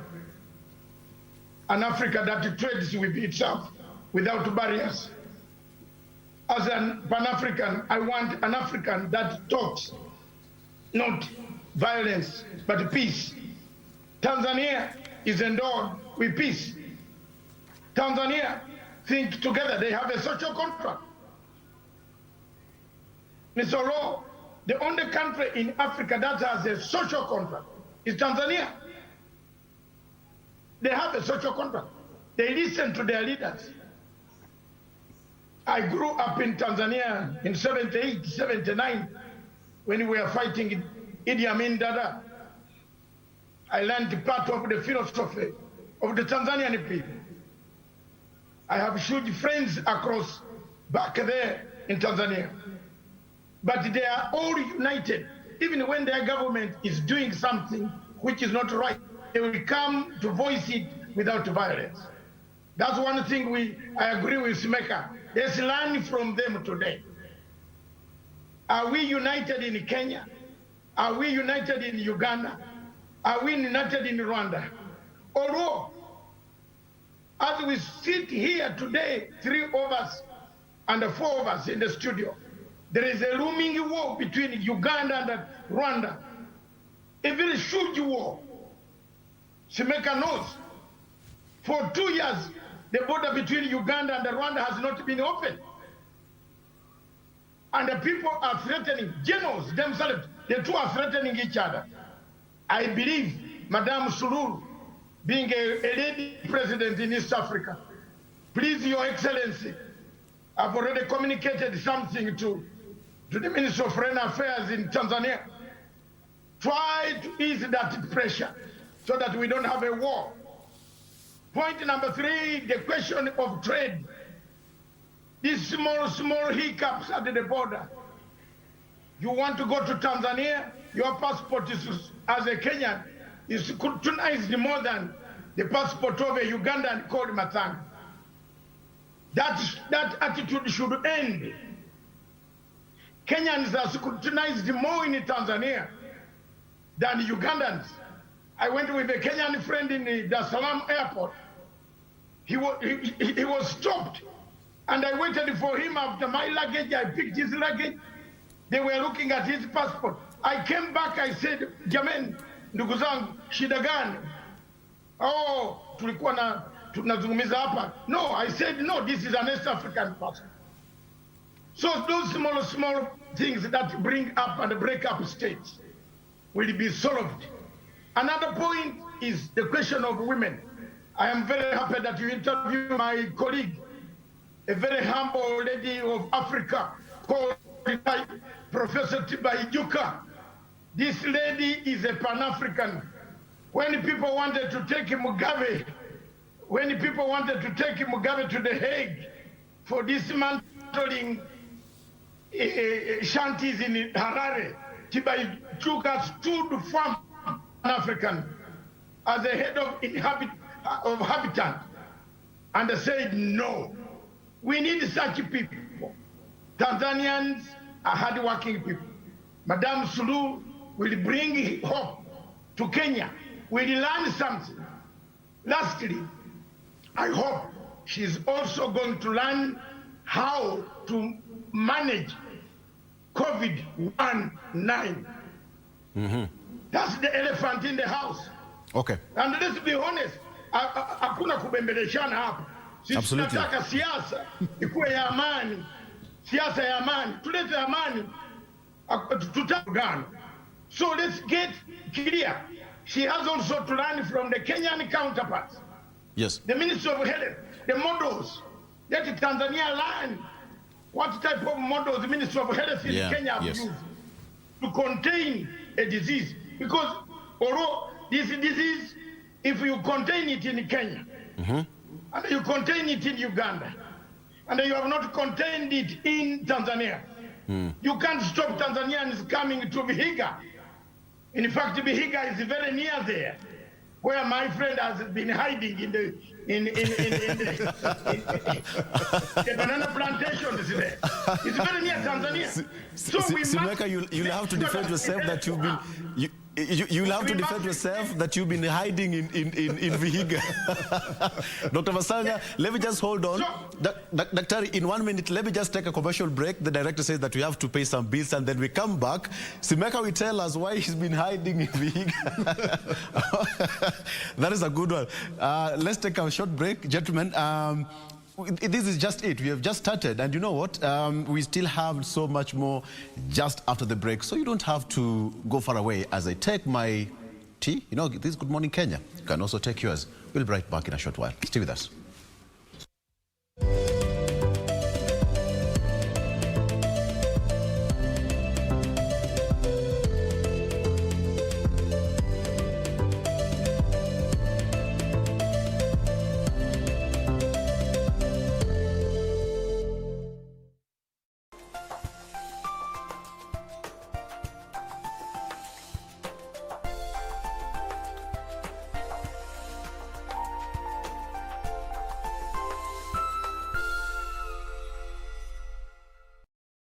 Je, umeomoka? Kama hujaomoka kwenye QuickBin ndio mambo yote. Hapa tuko na fridge, kodi yake ni CM. Tuko na gas cooker, kodi yake ni CK. Tuko na TV, kodi yake ni TV. Tuko na simu aina ya Samsung ni SM ama Oppo ni Oppo. My friend, mahali popote unanitizama, eka hizo kodi zake kisha utume kwa 4032353. 4032353, alafu utakuwa unaomoka na hizi bidhaa. Kumbuka kwenye QuickBin ni bidhaa bora zaidi kwa bei ya chini kwa chini. Tonight on KBC Channel 1. Not today. I am out to do justice today. I have to avenge Acharya Chanakya's death. By wielding the sword act, His Majesty Ashok has committed a crime. And the punishment for that is death's penalty. Don't stop!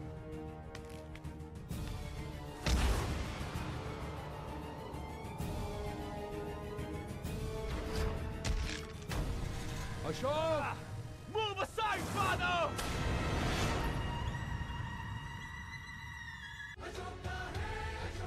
Tonight on KBC Channel 1. No, of course not. If you're thinking that I'm pregnant, then you're mistaken. Okay, don't get upset, Cons. I was only asking, nothing more. I knew it. It's her all along. Your godmother and I were supposed to talk about Lucrecia tonight. We both came to the conclusion that Lucrecia had used Emma in order to get rid of you. I want to be completely sincere with you. I still hope against all odds that Florencia will show up.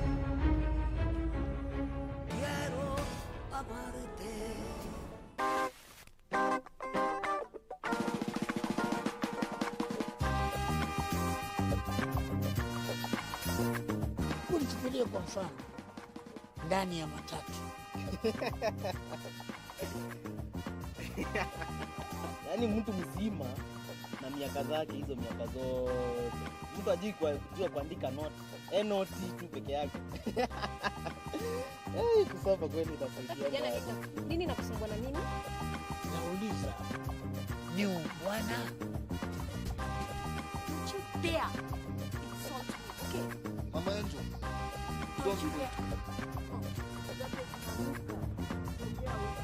Haya. Kwani umepita? Nini wewe? Yaani wataka kumpita. Huwezi mpita umfike nini?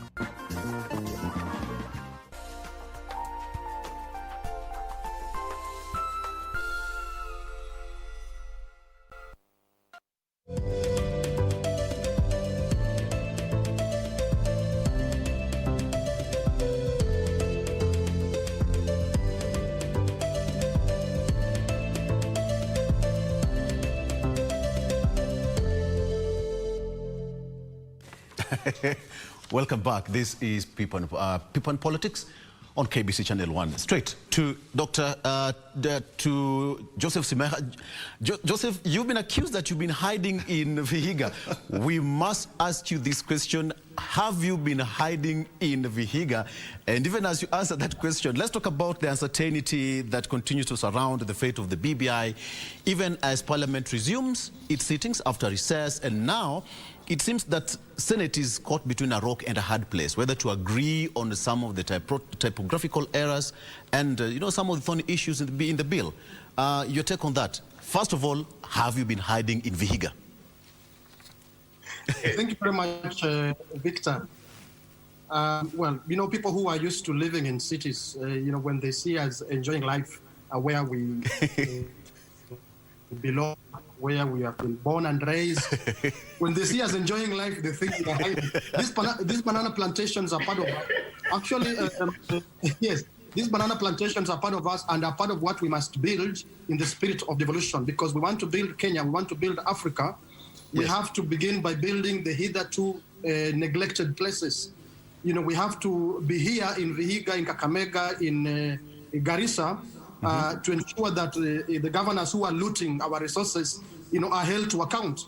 We are not able to do that effectively when we are in Nairobi. Nairobi is important as a link and as a capital, but we achieve a lot more here in Vihiga when we interact with people, when we are able to quickly access information on what the looters are doing in the county government of Vihiga.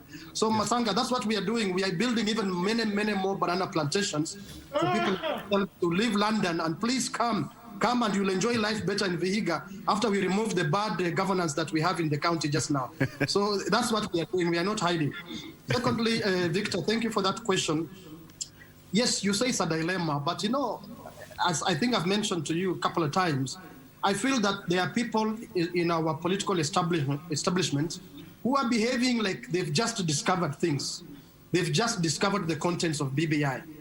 They behave like they've not been in this country since 2019. The things they are criticizing in the BBI constitutional amendment bill, and I agree with them. I agree with the criticism. Those things have been there and they've known those things since that bill became public, pre-Bomas. If you remember the Bomas launch. People who are concerned, and I will give credit to William Samoei Ruto. If you listened to him at Bomas, the kind of noise he made in the midst of all that opposition and booing and so on. But the way in which he stood firm and said, I disagree with 1, 2, 3, 4, we need to add in 1, 2, 3, 4. That is the time these good friends of ours should have done the same. They knew about these contents that was sneaked into this bill and into the other parts of the BBI document. They ought to have spoken. Someone like Mheshimiwa Raila Odinga shouldn't speak, given his position and Uhuru Kenyatta's position. They will more approach each other diplomatically. They don't have to shout at each other in the open. But there are people who have a lot more freedom to say these things in public, including our MPs. They did not. Some of them, when a few of us talked about it, insulted us. When we talked about strange things in the report, they insulted us. They insulted Major John, retired Say, when he said that some strange things are now in the report that they were made to sign. Yes. Where are these people coming from? I agree with the fact that some of the content is suspect. I completely agree with that. But then look where we are in the stages, in the stages of constitutional amendment. Look how far we've gone. Can you now begin to argue about changing it? Sadly, because this is a process of negotiation and some people outsmarted others, sadly we have to move with it. Either the whole thing falls at the referendum or the whole thing goes through at the referendum. And inshallah, we should have an opportunity Why I feel optimistic about this BBI is that we are just at the beginning. If we really take it as it is, if we stop imagining that BBI is not all about that constitutional amendment bill only, if we only took time to understand, read the report, both the task force report and the steering committee report, and understand that we have a policy section with tremendous proposals and suggestions and recommendations. We have a legislative section with tremendous recommendations. We have an administrative section with tremendous recommendations. If we get good leadership, because this all depends on good leadership and governance, if at the next elections we get good leadership and not all these noises being made by wannabes and so on, we must get good radical leadership. Then we have an opportunity to have a truly national conversation in Kenya, which will include all those suspect things, the BBI amendment bill. So I think Parliament, both Senate and National Assembly, should spare us the drama, either reject or pass what they have been given. Let it go to the people. Let the people either reject or pass. But I'm hoping before that we have a proper national civic education process for people to understand what is in that bill. Then we go to the referendum. After that, people should also be preparing themselves to elect a good leadership. Then BBA can have meaning for us. But right now, way too early, way too early. Thank you. Absolutely. Let me just bring in Dr. here in studio. Dr. Otich, Sime has talked of something about civic education, that much as the legislators are talking about this and that, at the end of the day, you still have to go to the Wanjiku. People will have to go to the referendum. So, according to Simeka, civic education is key here. Are you buying the same idea? I think, Victor, before we discuss about the civic education, look at the whole scenario of discussion, be it in the national government, be it in Senate, confusion all over. Yes. And not only that, people, our leadership are confused. Even the document is confused. The document that finally went to the county governments to be voted, we are told that 13 of them were right. 13 county governments voted for the right document. The rest voted for the wrong ones. The argument that there are things that were sneaked into the document is still buying, and my friend is agreeing that there are some issues that was never in the first draft, but it was sneaked in afterwards. That we all agree it is there. Now, you can remember, my friend, during the discussion of our parliament, the senators asked for more than 2-3 hours to read the document. This is the document that we believe it just came from them. They were not even aware about the document itself, leave alone discussing on the document, but they never knew about the document. They had to be given hours to go and read so that they can come back and deliberate on. Now, in the whole scenario, when shall we have time to educate or carry out the civic education to the 47 million Kenyans? Yes. And we still have the same referendum come July or August. Is the time frame really enough for us? So in this case, the best way that these people should have actually pursued was the way of consensus. So that whatever is being discussed in Parliament, as we are talking now, should not have gone to the public before it is digested. We should have ironed out these issues. When you see Orengo discussing about why don't we, I can see a lot of stubbornness, Victor, across the board. You see in the Jubilee, you see in the ODM, people are discussing across the board on issues that pertains this document. And the only way, and it is the best time that these people would have come up and say, please let us all agree, we remove these issues, we adopt these issues, so that as we go to the referendum, we go to the referendum as a united people. But look at what is happening now.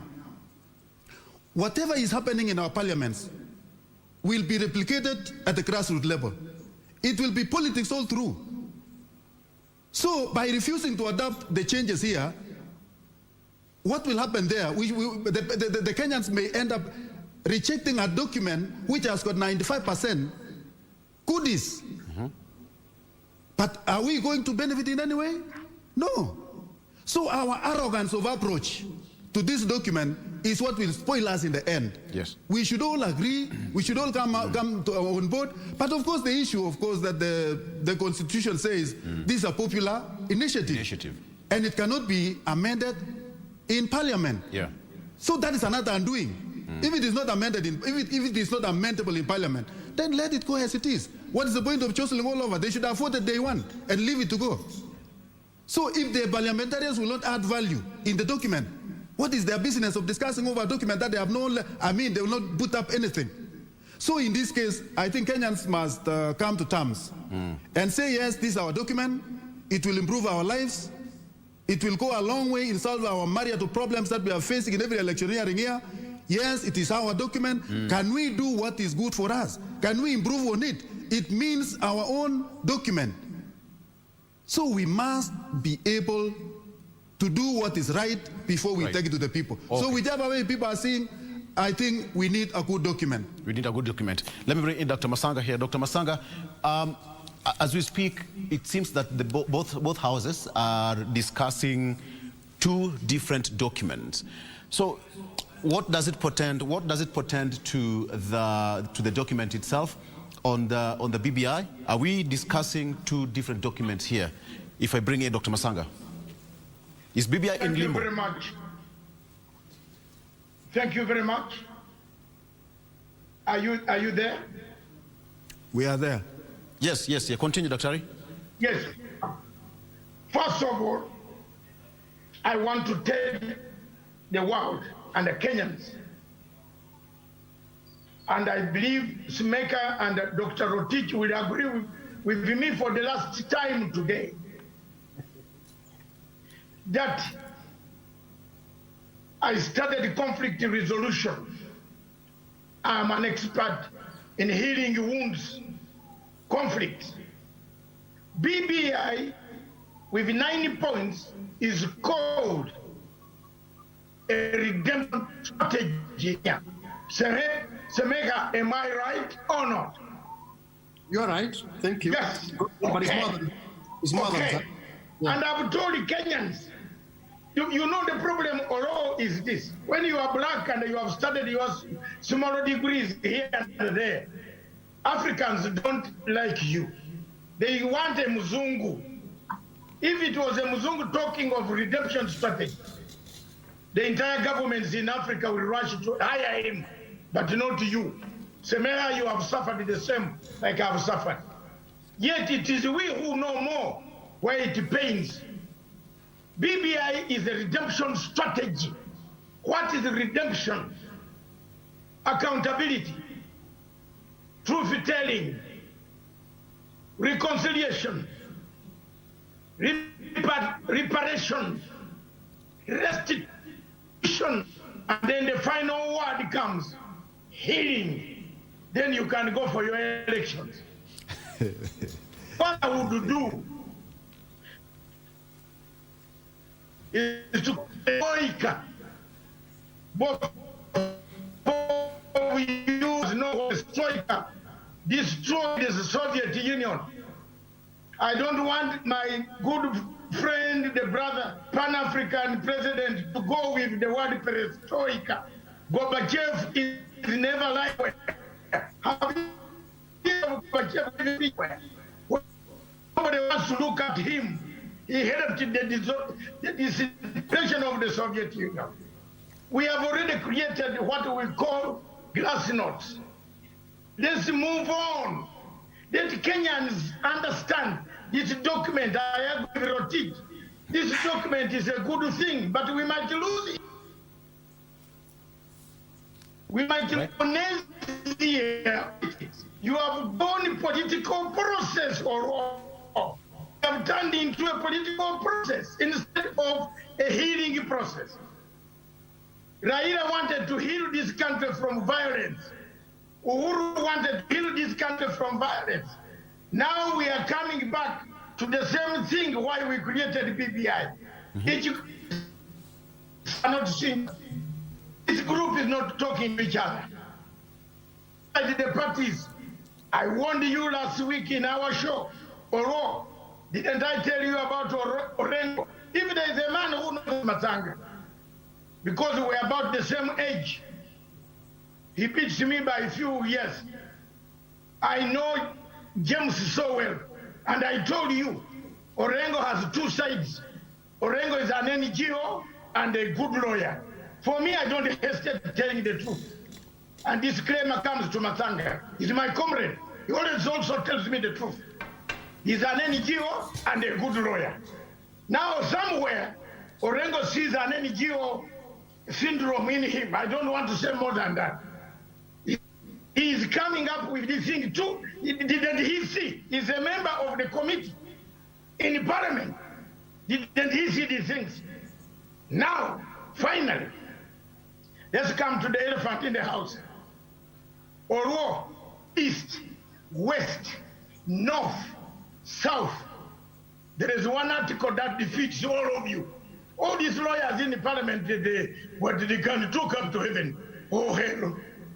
You can talk up to hell if you want. But there's one article that finishes you. And that is Article 257.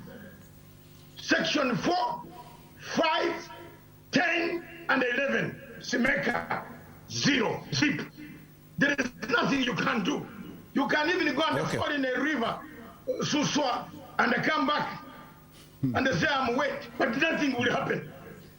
Just do what the Constitution or law says. Why do we make constitutions and shrink them?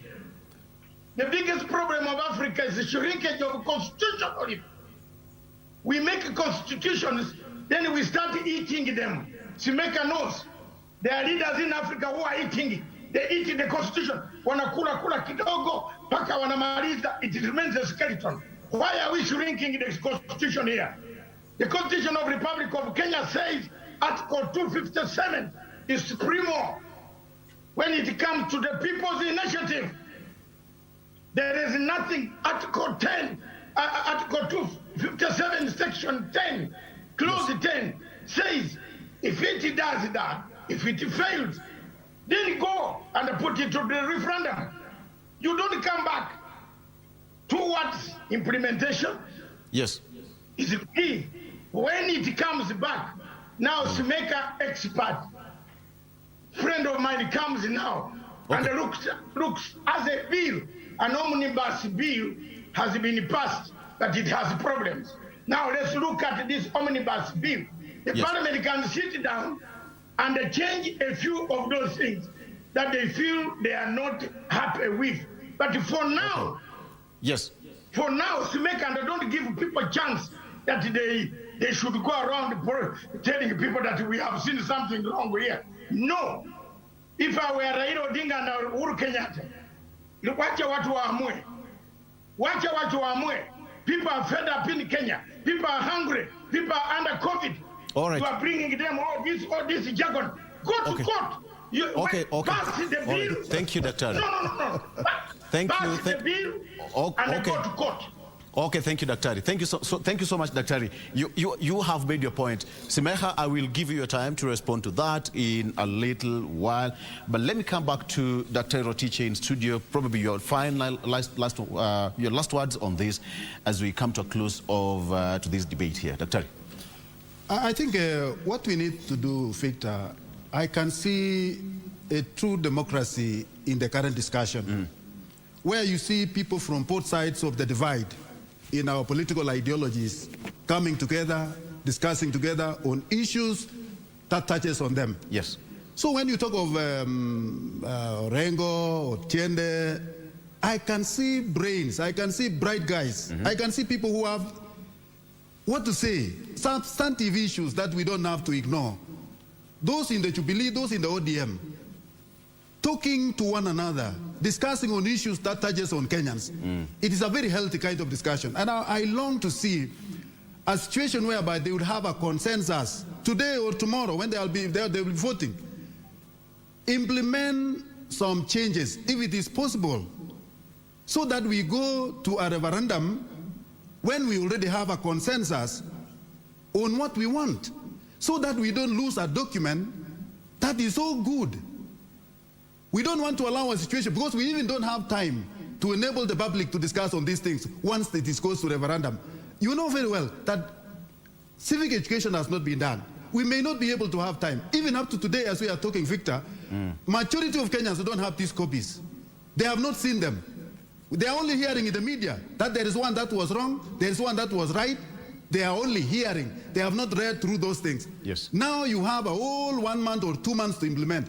Now we are heading to the month of June. We have only 2 months. How long are we going to take to carry out civic education to the Republic, to the people of Kenya? When it is, of course, it is a right to them. They have to make informed choices when it comes to referendum. How can they make informed choices if they have not read the document? How will they explain what they don't know? How can they vote with what they don't know? So it is a high time we consider such that the better we finish with Parliament early, the better we start the civic education, so that people will vote for something or a document that they know and that they are aware of. Yeah. So I want to ask Kenyans that it is a high time we remain sober during this time of referendum. Okay. Thank you. Civic education will go a long way in helping us to understand the document. Absolutely. And let us go to the referendum when we are well aware of what is contained in that document. Okay. Don't vote to a document just because somebody has brought it to you. Yes. Vote to a document that you are aware of, you have understood, and you are voting for something that you know, because that is your document. Civic education is a key word here. Thank you so much, Daktari. Joseph Simeha, just to give you a minute to have your last word on this. What do you say in terms of civic? You talked about civic education. We are not going to dwell on that. So just give us your last word as we wind up this show. Thank you very much. But it's worth emphasizing that yes, mistakes have been made in terms of reaching out to the people and enabling them to have informed engagement on what not only this bill but the entire content of the BBI initiative. Those forces that have made this difficult have been very unfair to Kenyans. And I'm saying this deliberately, that they are forces that have made it difficult for Kenyans to have copies of the report, as Rotich is saying, to have copies of the bill. Those forces, some of them are known, but why they are doing this, I personally have no idea. They've been unfair to Kenyans, but it's not too late to have a thorough civic education process, which we need for informed decision-making. In terms of content, I sympathize with Rotich. I hear what he's saying, but no, it's not possible. It's way late to talk about reopening the content. And even those who are saying they are right on content, on substance, but they are wrong on strategy. I agree with them on substance of what they are raising, Otiende Amolo, Orengo, and so on. But strategy, unfortunately, in my opinion, too late, too little, too late. We have to rethink these things so that we make sure we rectify those things that they are complaining about. And finally, Victor, just two things very finally. Sure.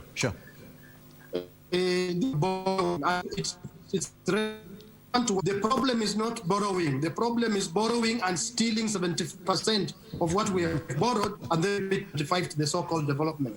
Not the borrowing itself, no, but we borrow and steal even before the money arrives in Kenya. 75% is gone. Then 25% is what we commit to development. Finally, this one is for Matsanga as a Pan-Africanist. I would like him to speak to African presidents, as he does, I know he does, about the Malabo Protocol. And you'll see, Victor, why it's relevant to what we are discussing now. Yes. The Malabo Protocol is an agreement of the African Union to amend the statute of the African Court on Human and People's Rights to give it a criminal jurisdiction so that we can have our own court here in Africa dealing with criminal issues of abuse of rights and so on and so forth, so that we don't keep talking about going to The Hague. But guess what?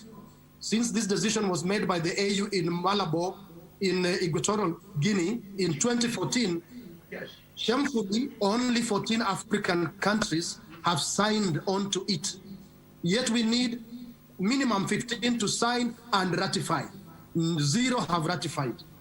Can Africa really develop when we have that kind of governance?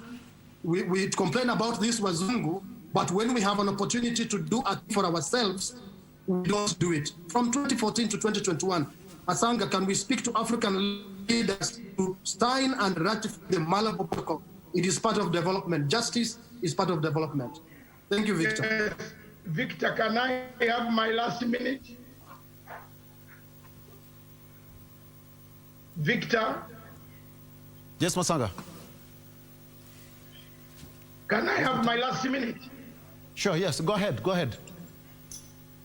Yes, thank you very much, viewers. Wherever you are in the world, I agree with Mr. Smega. The Malabo Agreement was supposed to be imposed. passed, President Uhuru Kenyatta paid $1 million. You remember yourself, in African Union for the African Court of Justice. My brothers in Africa, we have very dangerous people. They have divided themselves into groups. That is a topic maybe Oro will bring us back here, Victor. We hammer it down. But let me come back to the BBI.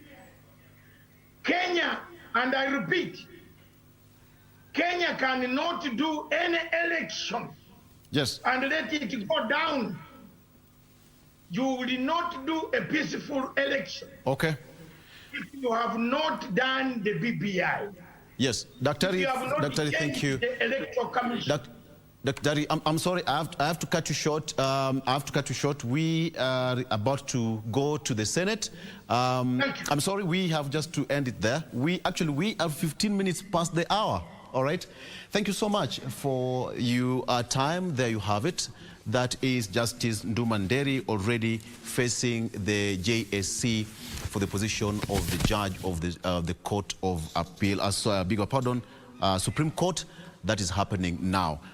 Thereafter, Daktari, that is Patrick Lumumba, will also join later on at 11 a.m. So that is happening right now at the Judicial Service Commission. There you have it.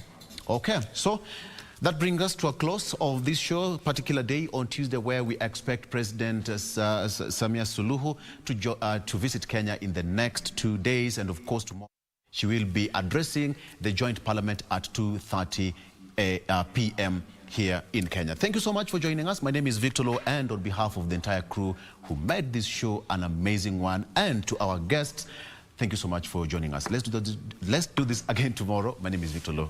Have a good morning. Bye-bye.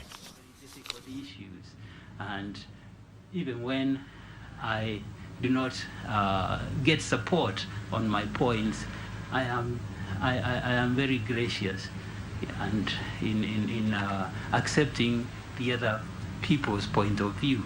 I think this is critical in building collegiality at the Supreme Court, because as judges, we need to be friends. We need to be professional, and generally, we need to have a good face. Kenyans need to see a unified court. Kenyans need to have confidence in us as a court which determines very, very weighty issues, as and when called upon to do so. I think I am very able in that respect.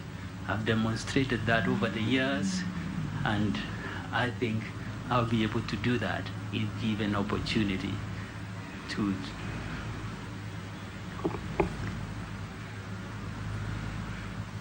Thank you, Your Honor. I'll now request the acting CJ to continue with the questions. Thank you. My Lord, the court you aspired to join as both original and appellate jurisdiction, kindly describe to us the various aspects of original jurisdiction, and on appellate, please tell us how a litigant would approach the court. Thank you, Madam Commissioner. The Supreme Court has got original jurisdiction in adjudicating election disputes regarding the president of the country, under Article 140 of the Constitution. So the court entertains petitions with regard to presidential electoral disputes, and in that respect, parties come by way of petitions direct to the court. The court also has got original jurisdiction with regard to references and advisory opinion, giving advisory opinions which are sought by the national government, state organs, county governments, and in that respect also the court has original jurisdiction. The court has got appellate jurisdiction.